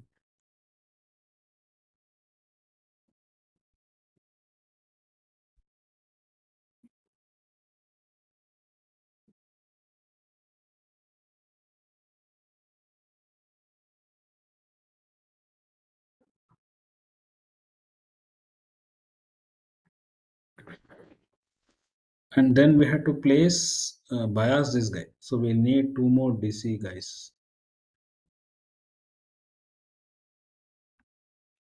So oops.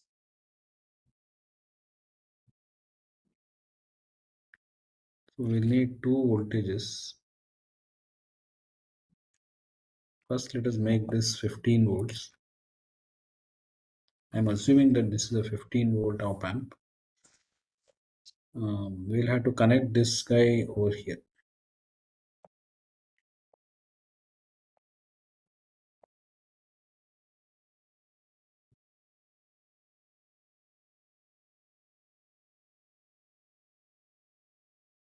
So if you run a wire on top of another, it doesn't short circuit. And this has to go to ground.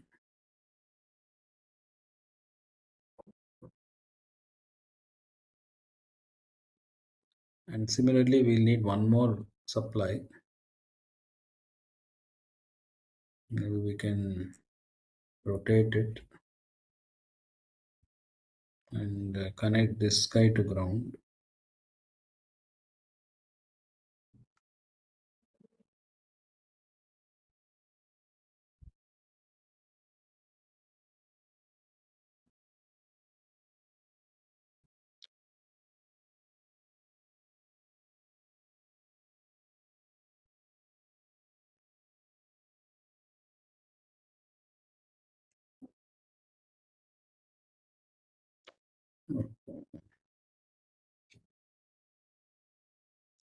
And this one will be grounded.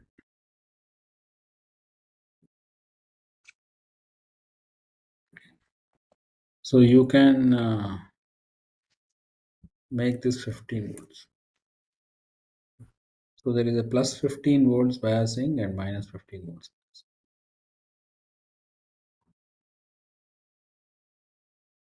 Okay, let us try simulation. I think this it's not understanding.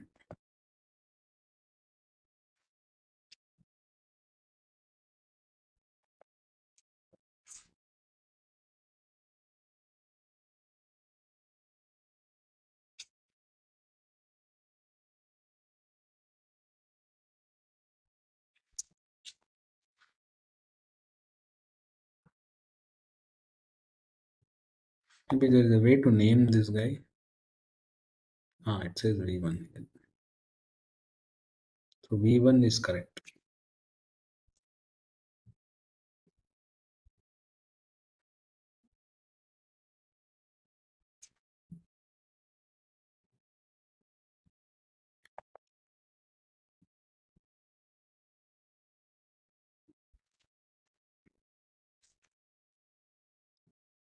Okay, see V1. Okay. Second source we don't want. What do you say? I don't want.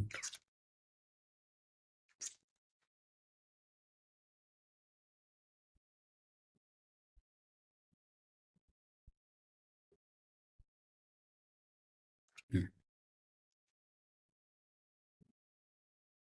Okay. So now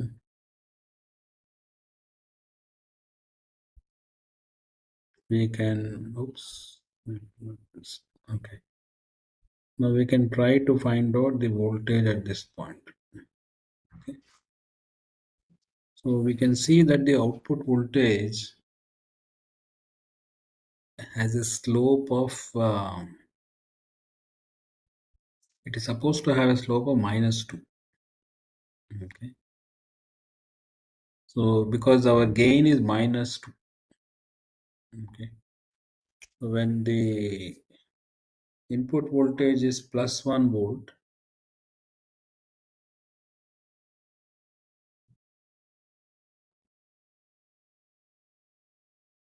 should we not get -2 at that point? This is -2. It's okay. So when the input voltage is about 1.02, we are getting -2.04.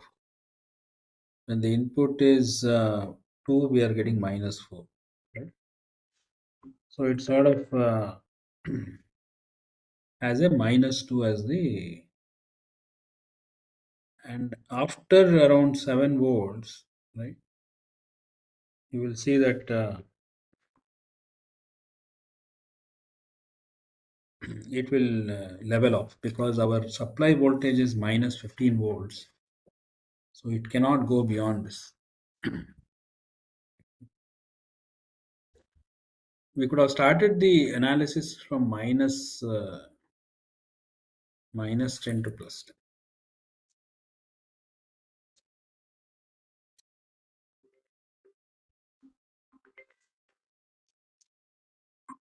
Hello. Yes. Huh? Yeah, yeah. Yeah, yeah. You can come and pick it up. Yeah. Please allow. Please allow. B201.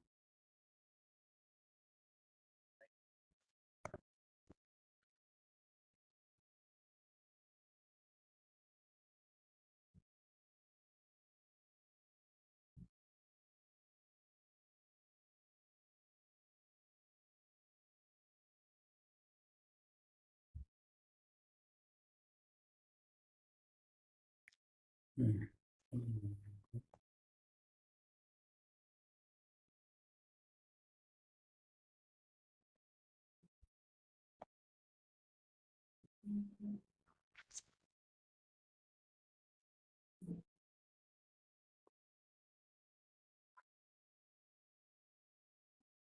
So if you see the output, so when it is -1 volt, we are seeing minus of -1. I'm sorry, minus of -2 is +2 volts. So that is what we expected also, right?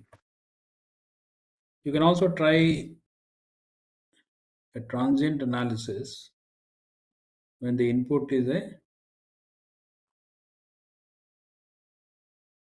sinusoidal. Okay, maybe we can modify it. So we'll assume it's a sinusoidal voltage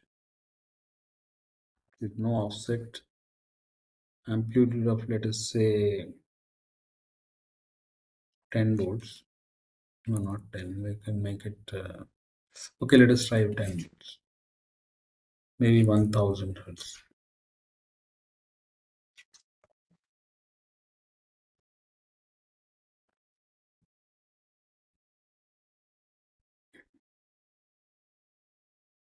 And the analysis we want is DC analysis. So let us remove this guy. So analysis, we want to stop at, we took it as, I think, so maybe 10 millisecond. And let us say 100 microsecond. So go ahead and simulate.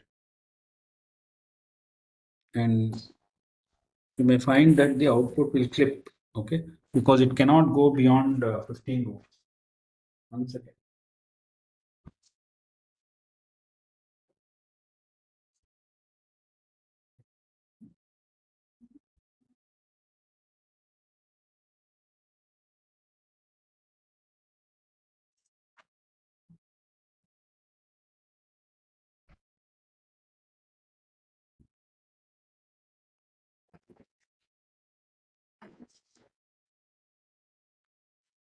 Okay. So if you are willing to reduce the voltage to maybe maximum of 7 volts or something like that, then you might see a better waveform. Okay. You can also see that there is a phase shift of 180 degree. Okay. You can, if you plot the input waveform, you can see that the input and the output are out of phase.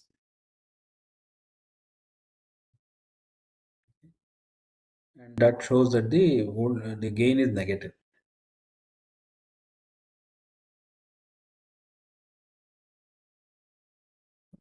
Is that clear?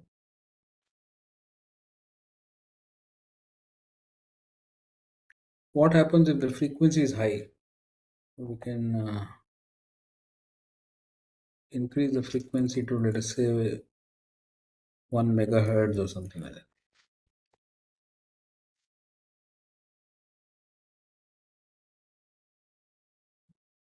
And we can change this analysis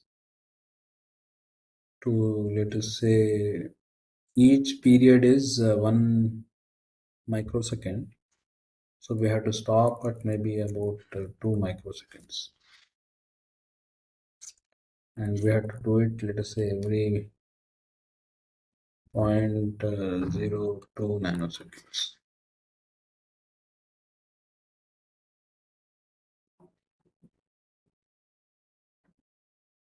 No, we didn't simulate enough, I think.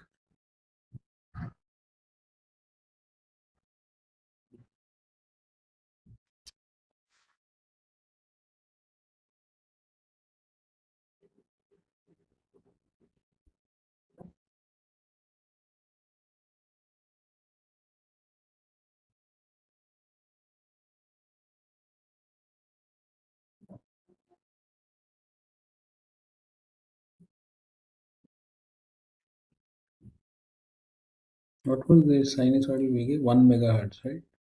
So 1 megahertz is 1 microsecond. So you can see that it is not behaving so well at such high frequencies. So let us reduce it to 100 kilohertz. Sir, mega is denoted by X, Mega is capital. either MEG or X.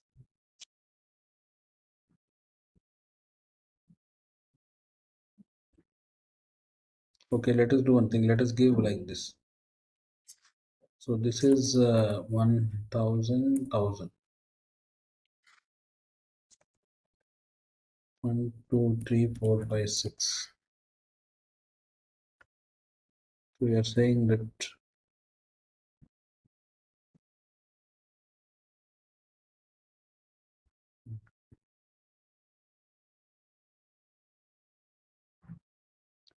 see, we have given too much, I think the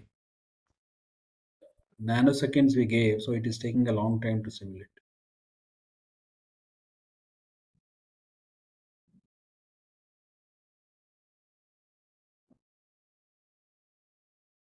So the output voltage is very small compared to the input voltage. Let us reduce this guy to 1 less.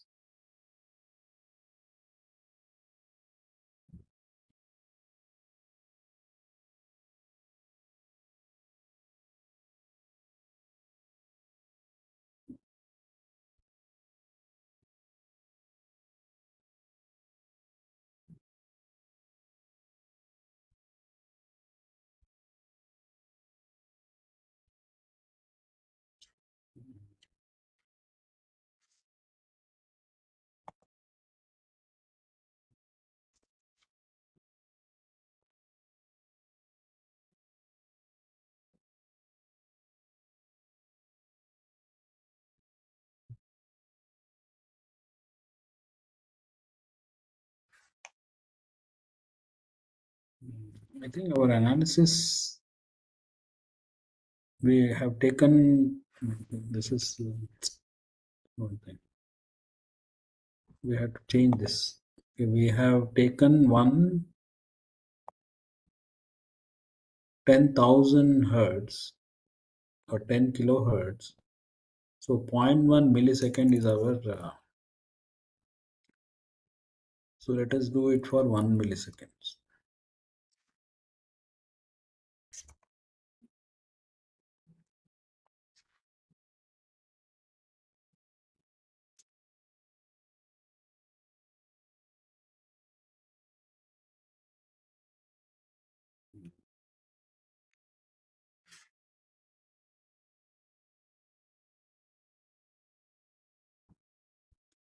Okay.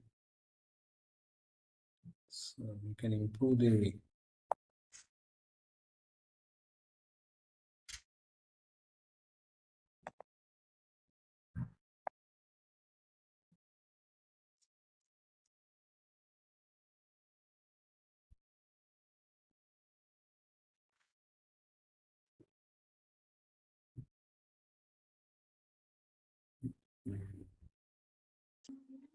Sir, output is slewing, I think. output is? Slewing. No, we have to see the, let us do one thing. Let us look at the, maybe we'll reduce this 7 volts to 1.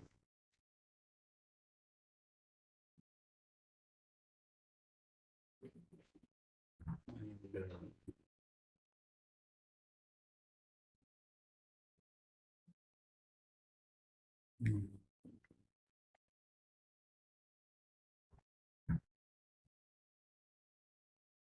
is 1 millisecond correct? Our voltage, it goes to 10 kilohertz. So 10 millisecond. So we have to do it up to 20, at least 20 milliseconds, not 50 milliseconds.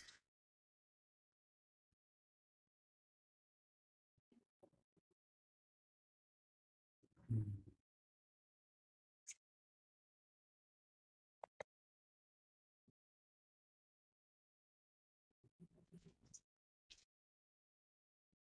I don't trust this.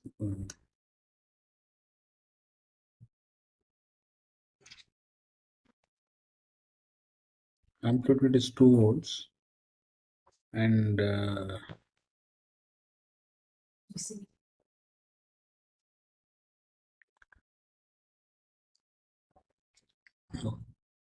The time period is 0.1 millisecond, so we can go up to 1 millisecond. 1 millisecond. Okay.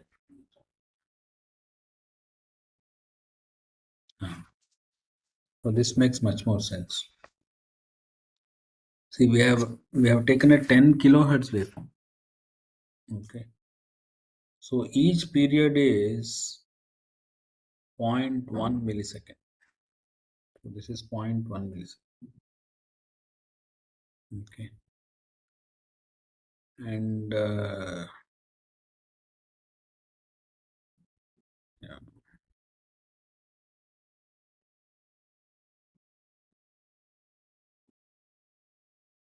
Now, what I really wanted to do is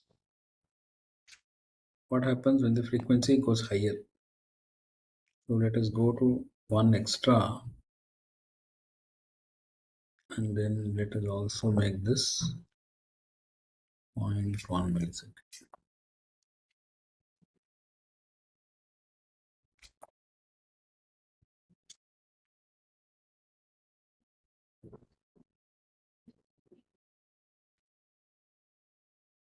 Yeah, it doesn't look very good.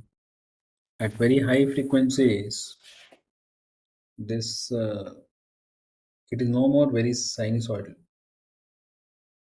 Okay, the output is not very sinusoidal. Right?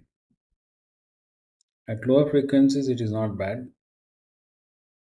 but there is a lot of it's almost like a triangular wave.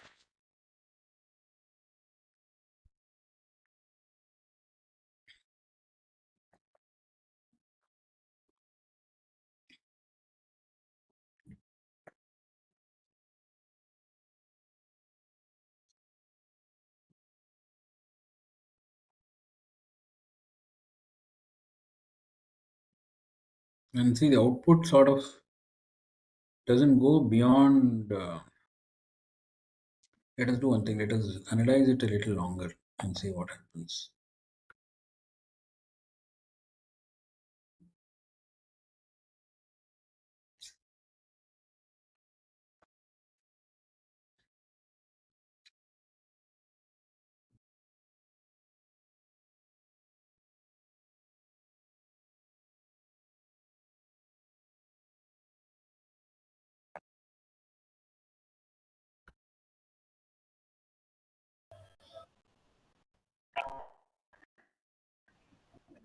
Why did it put so many? I don't understand. Sir, we can put a start time also. Hmm? Sir, we can put a start.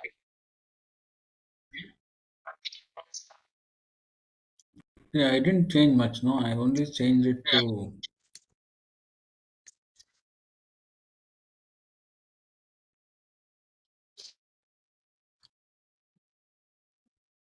I wanted to go up to 0.8, but maybe I should start from.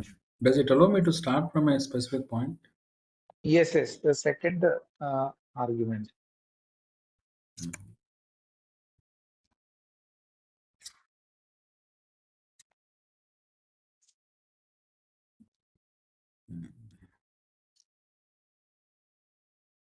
Okay. So.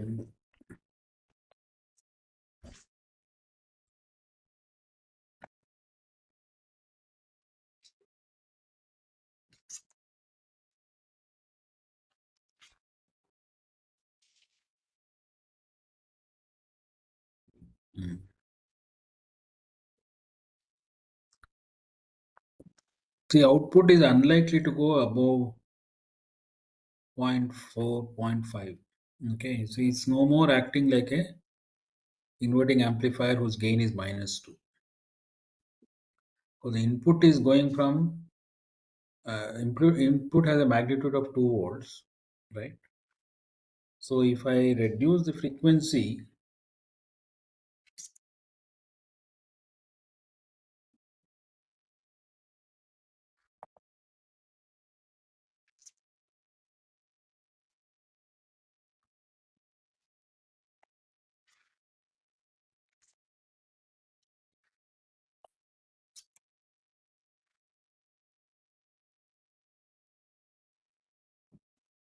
so here it looks nice, right? The output is has a -2 as the gain. So the performance of this op amp at higher frequencies is not that great, right? So we had to, depending on our application, we may have to go and change it. Okay.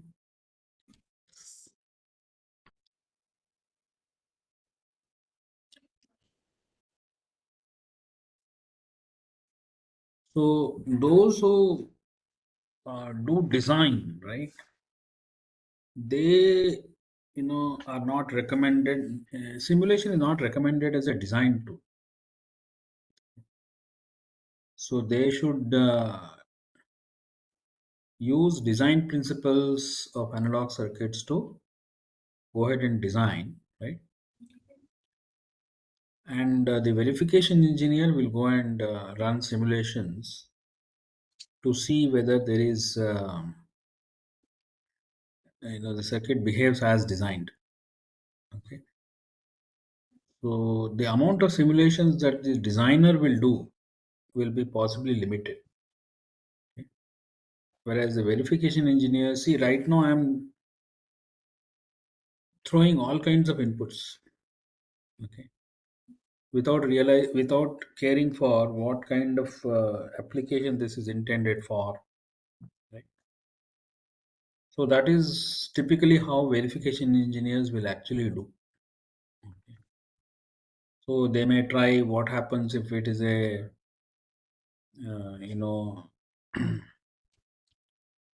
pulse waveform, how will it handle, right? You can even try a pulse waveform, right? It may not look very good.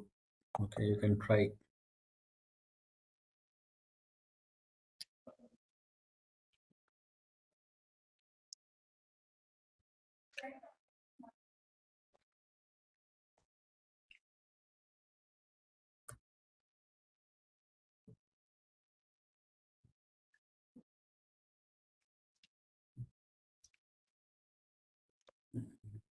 I don't know.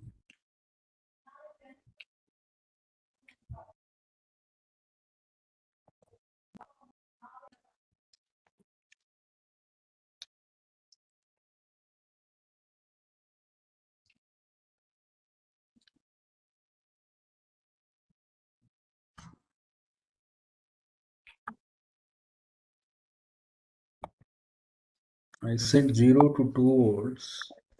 Oh, this I should not say.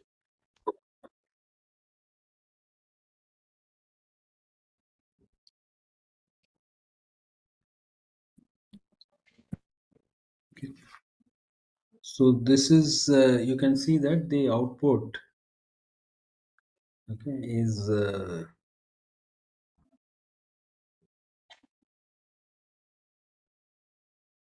at 1 kilohertz. It may not be too bad, right? It may not be too bad. But if you increase the, this one,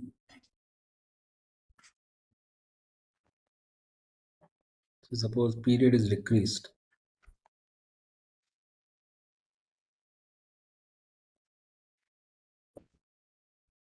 you might find that there is a degradation.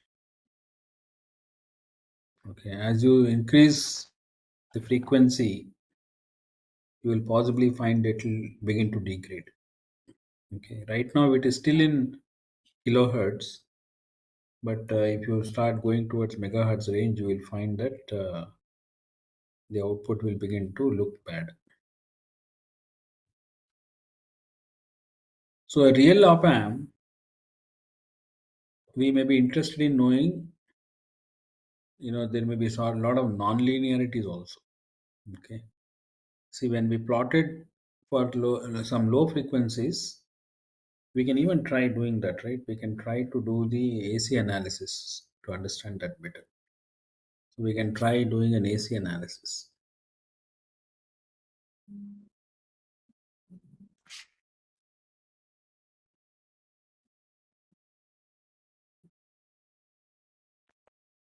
We can go back to sine. Okay, and this we can 0.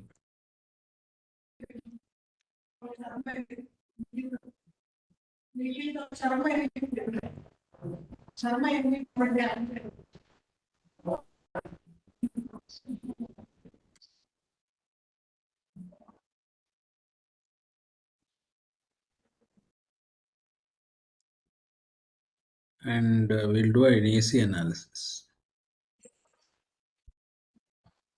So we'll do maybe a decade 10 points. 1 hertz to 1 megahertz.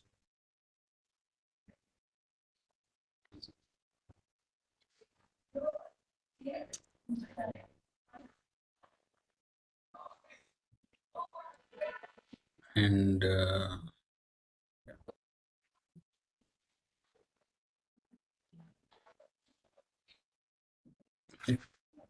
so this is how the op amp is supposed to behave. It offers a 12 dB gain. Why 12 dB? Because the gain is 2, right? The closed, the feedback amplifier is giving you 2 as the gain. So 20 log 2 to the base 10.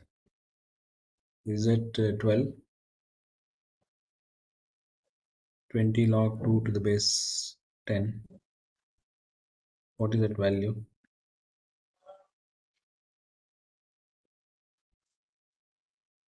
The dotted one is the the phase. So initially it is 180 degree because the gain is -2. So as a result, the output and the input will have they'll be out of phase.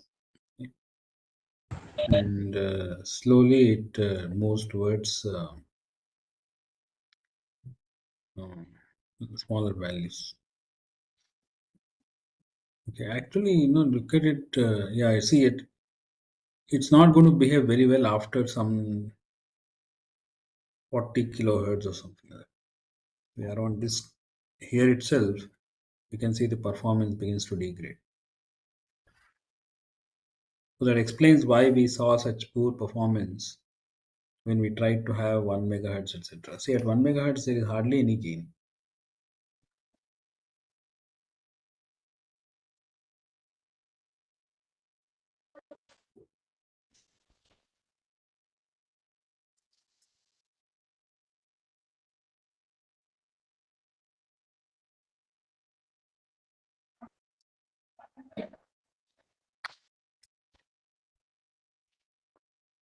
So, in a real analog circuit, whether it is an op amp or whether it is an analog to digital converter, digital to analog converter,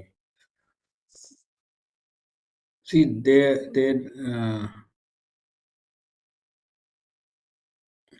so what I think I let me rephrase my. So these are purely analog circuits. Op amp is a purely analog circuit. It can be used to create things like oscillators,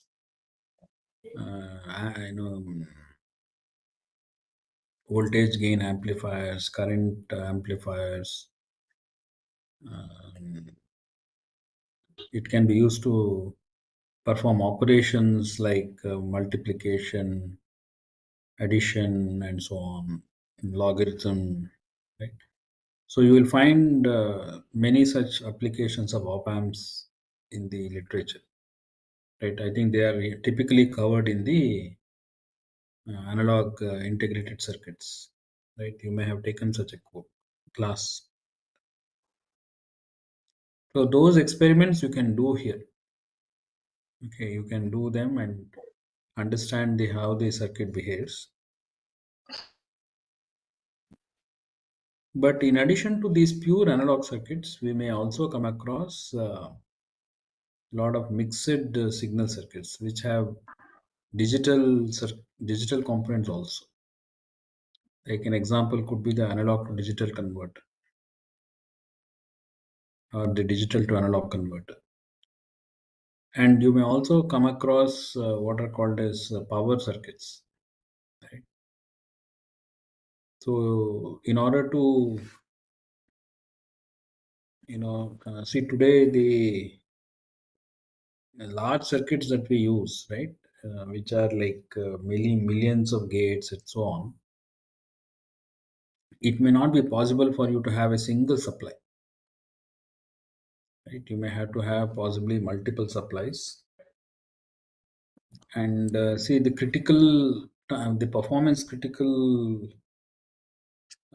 parts of the circuit may work at slightly higher voltage, and the power critical parts of the circuit may work at more lower voltages, right? So you are very likely to find multiple supplies, right? And if there are analog components on the circuit, they will require higher voltages, right? The biasing of op amps may have plus or minus 5 or plus or minus 10 volts. So as a result, you may need to have circuits which can generate all those voltages. So power circuits are also an important, they're all analog circuits, right? And their feature is they use these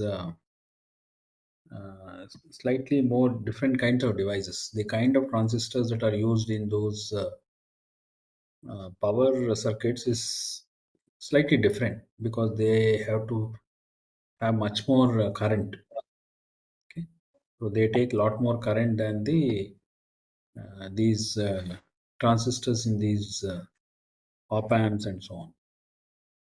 So power electronic circuits, right? They also form a very important aspect of modern day integrated circuits, right? And in a real simulation, right? People are interested in whether the voltage regulation will happen correctly, right? See, we don't know, right?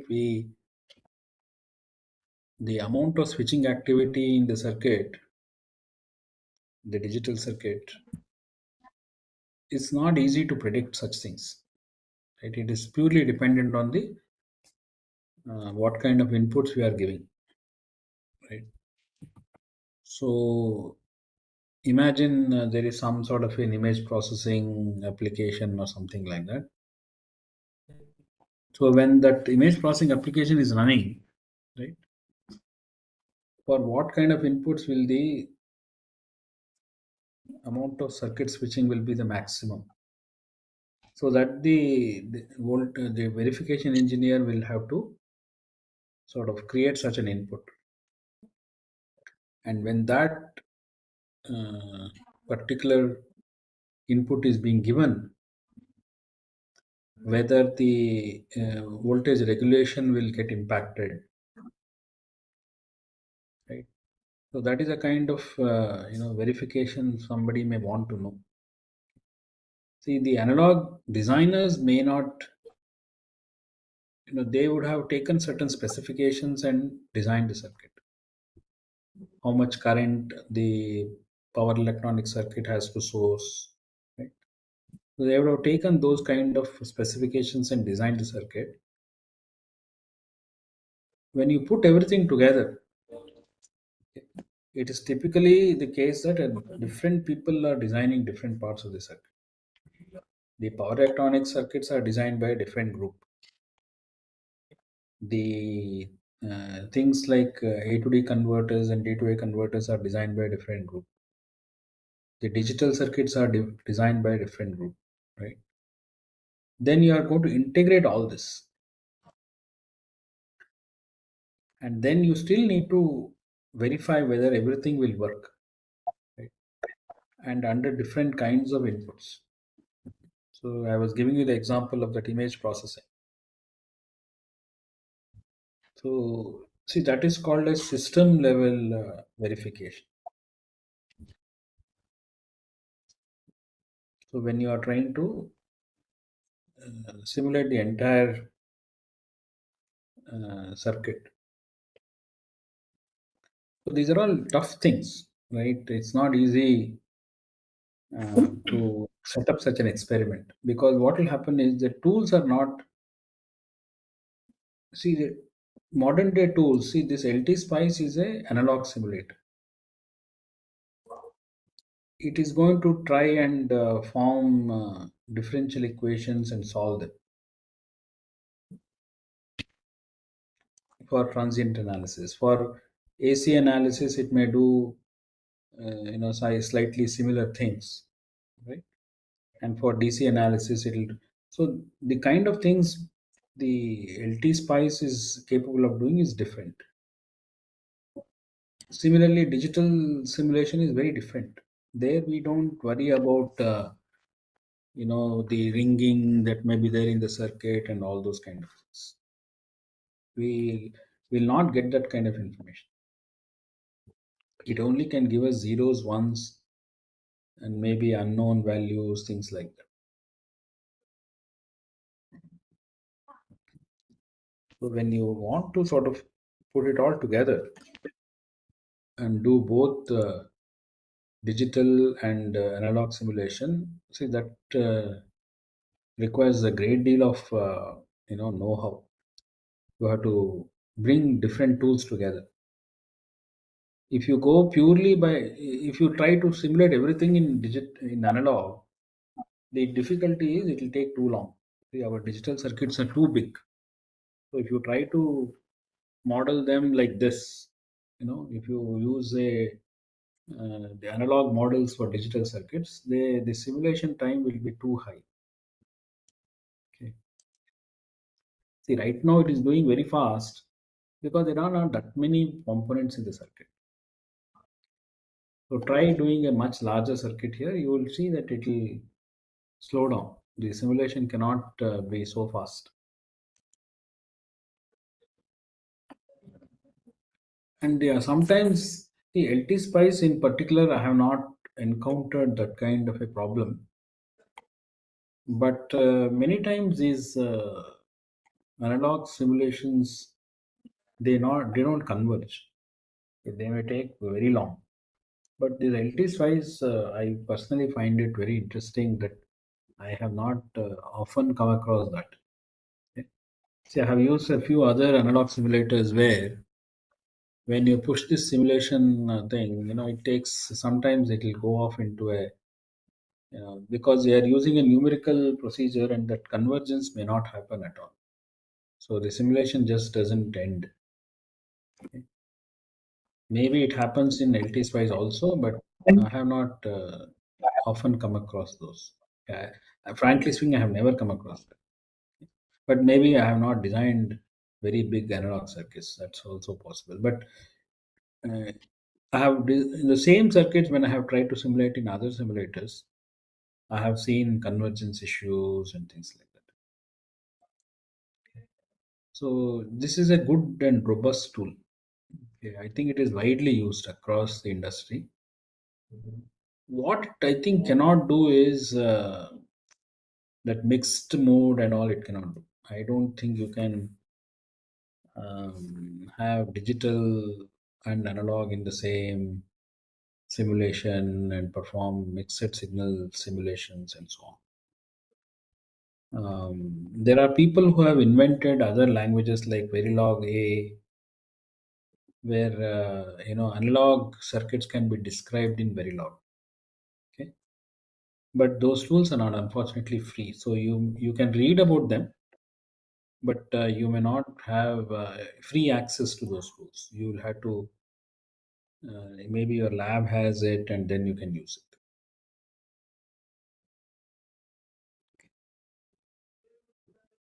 There are good examples here. I think they have given a lot of good examples that come along with the package. Okay, so there are some which are educational, right? Under that, they have given a lot of different examples. Okay, various. I think this may be some Colpitt's oscillator and things like that. Butterworth filter. So feel free to experiment with those. Okay? So you'll get a feel for see there are some power electronic kind of circuits also, right? So there are a lot of good examples that are already available. Okay, so I think this is a Colpitt's oscillator. So everything is already been set up. Okay, so you just have to do, everything is already there, transient analysis, etc. You just have to simulate. Okay, and they even have done the AC analysis, transient analysis, everything is done.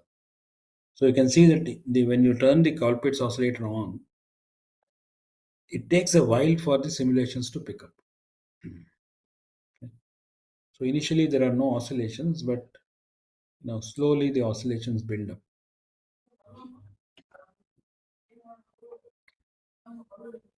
You can also try to, maybe you may be able to see the output waveform also.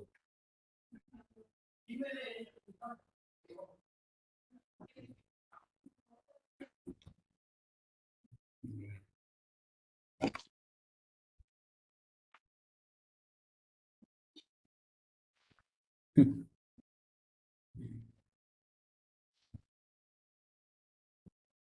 don't know how to get back to this.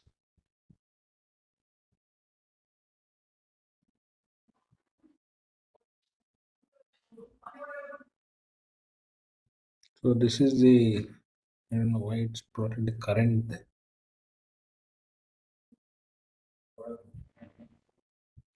So this may be the voltage waveform, right? And there are good circuits available here. So please play with them in case you are curious to know about. Okay, so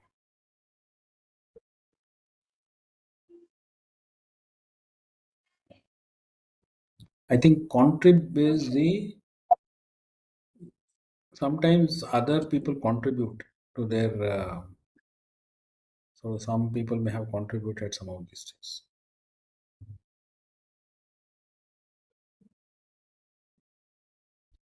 So this is some sort of an audio amplifier.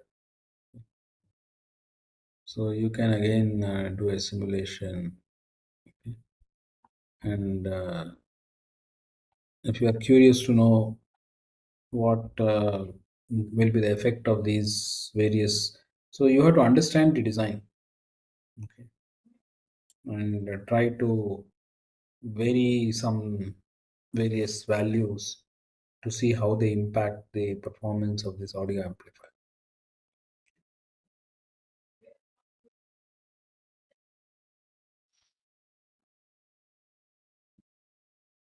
It can also do uh,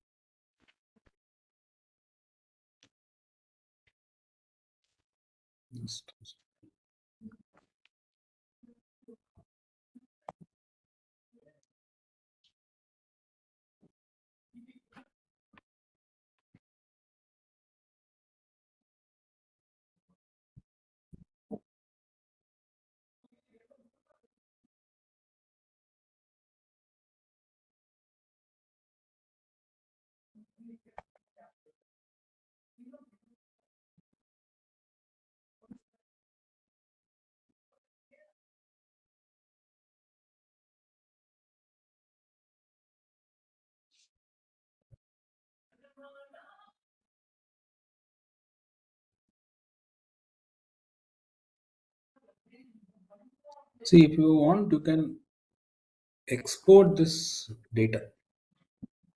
Somewhere it is there.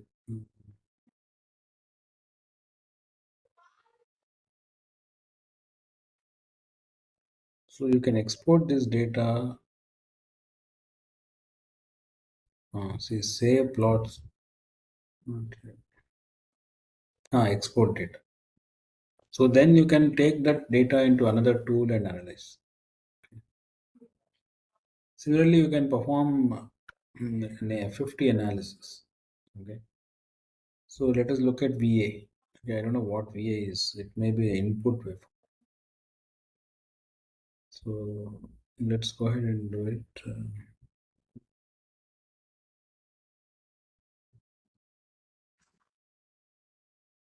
So it is a 1 kilohertz waveform that is being amplified, right? But I think this also shows that there are some. It's not a perfect. It looks like a perfect sinusoidal to us, but the Fourier analysis is telling you that there are some. See, this is a 2 kilohertz harmonic. Then there is a possibly a 3 kilohertz here and so on. So there is some non-linearity in this circuit. So you can perform Fourier analysis on any waveform. Okay, so you can do that. And what else can you do here?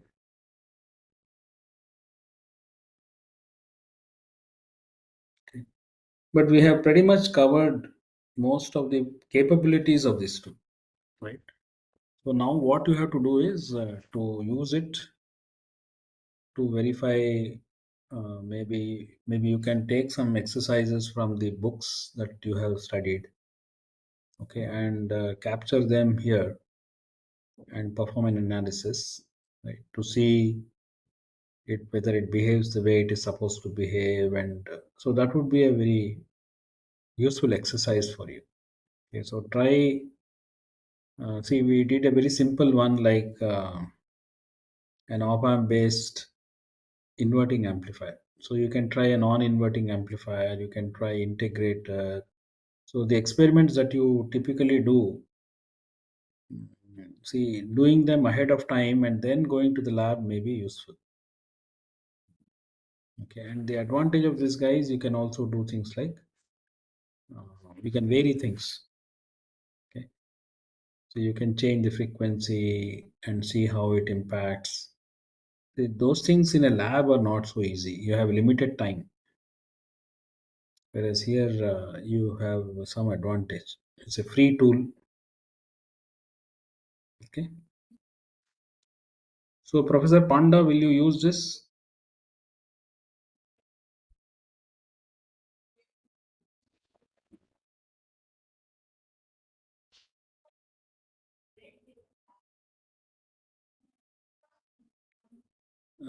Lakhan Yadav, please provide grounded output pin. It may possibly work satisfactorily at higher frequency. Okay, I didn't try that. So Professor Panda is saying he's not going to use this tool. Why, No, Professor no, Panda? You didn't like it? no, sir. No, no, no. I mean that I have not used. Now, before going in analog subjects, if I'm getting, definitely do and go. Yeah, Presently, yeah. If you are using, if you have to teach a course on analog circuits or something like that, this may be useful. or any kind of Yeah. mini project. Mm. Among the available simulators, this is a pretty good one. And they, I think, keep it up to date. See, if you use it after 1 month, it will say that, it needs to be upgraded and things like that. So you can always keep the latest version, and so it's still actively supported. So that is a good thing. Whereas sometimes the public domain tools that we normally get, there is not much support. The other useful tools that you may find is there is one Tina Spice. So that may also be a good circuit that you can use as a simulator. But this is pretty good. This is pretty good. You don't possibly get any specific value. So you have used Tina. Yeah, if you are using Tina, that is also fine. You don't have to switch to this. I don't think there is any specific advantage you will get by this. Sir, at present, Cadence Virtuoso, I'm using it. Yeah, you can use cadence tools if you want. I mean, they are expensive, so if you have access to them, why not? Right? Are your students able to appreciate those? Sir, mostly during layout or lot of issues, but schematic design or Oh, able it's a to. it's a layout. Okay, okay. You are doing layout and then simulating. Okay, okay. See, that is the thing. This is not. This is a functional simulation. It's a Yes, sir. functional verification that we did. We did Yes, sir. not, do a layout of this op amp, etc. Okay.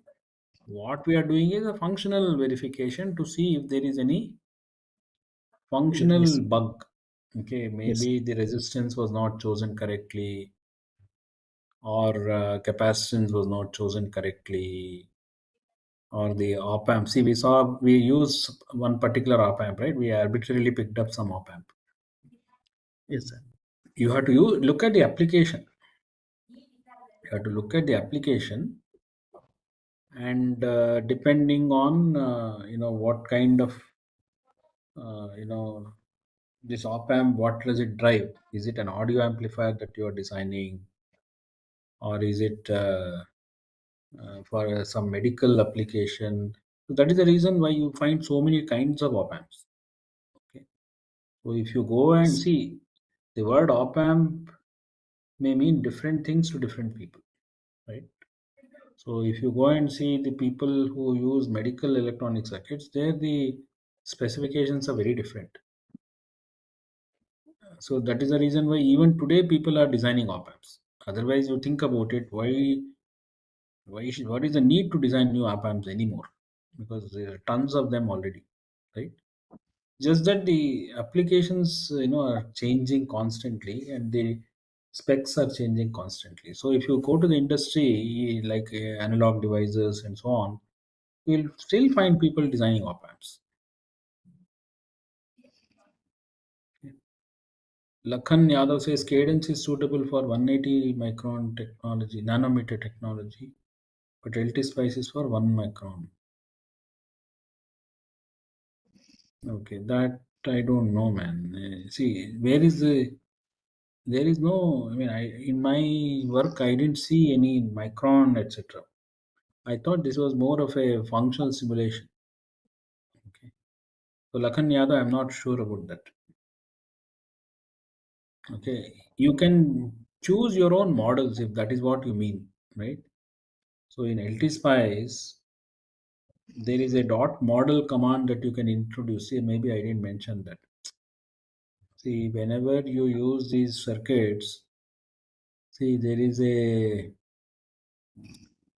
I think this one. See, you can use the Spice directive. Okay. They have given this so that most of the things you can do graphically, like this dot tran command, it automatically plays it for you. Dot AC, etc. Dot DC. Those are all things it can automatically place for you, but there may be some spice directives that you cannot graphically place. So for those things, they have provided this. So dot model, for example, if you want to change the model of the transistor. So I think what Lakhan Yadav is saying is that if you take a 180 nanometer technology and put the model here, it doesn't work or something like that. I have not tried that. What is the problem, Lakhan Yadav? What is the difficulty in using it for 180 nanometer, etc.? Why would it not work? Because the simulation will not converge or something like that. I have not tried that. Okay, so if you have tried it, maybe you are right. Okay. So, like I said, maybe that is why I have never run into any convergence issues, etc. Okay, and if I try this 180 nanometer model, etc., I don't know, maybe then it will start having those convergence issues or something. I have not tried. Okay, what is he saying? Thank you very much, sir, for introducing me to Spice Directive. Okay, so dot Spice Directive is basically when you want to change the model, etc. There are a lot of Spice directives that you may not be able to place in the graphical interface that they have provided. So that is an alternate.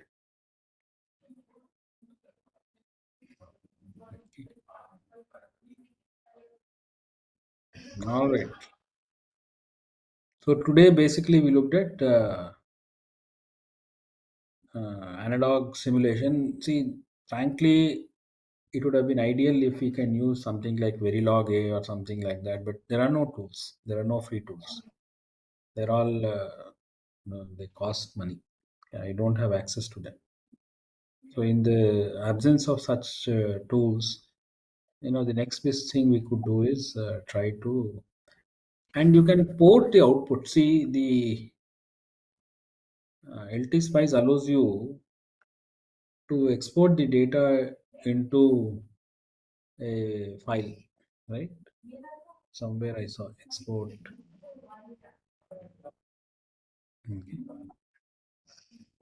Maybe you have to have a simulation done before you can do that. So once you have that, I think it will allow you to export. What happened here? Now maybe I have to first plot something.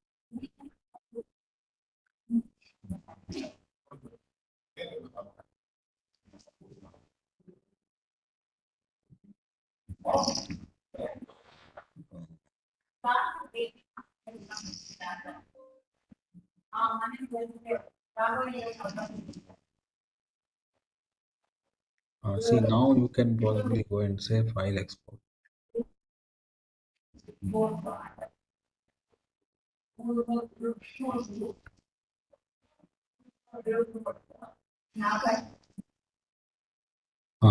You have to select something. You have to click on this and then you can say export data as text. So I think it may also allow you to export into Excel format or something like that. So these are typical things that people do. Okay, they want to take this into Excel so that you can take it into some other tool. Okay, maybe you have some sort of a simulation tool, and you want to take this output and feed it to the other tool. So people do such things. So they have provided that kind of a way to export data. Okay. All right. Have fun doing these simulations, right? And tomorrow, I think we can meet at 12 o'clock. Okay, Professor Vineet. Yes, sir. 10 o'clock we have scheduled. Shall we meet 12 instead? I think last time also they were requesting for 12 o'clock. Fine, sir. 12 o'clock will be okay. Okay. Fine. Thank you, sir. All right. Thank you. Okay. Bye bye.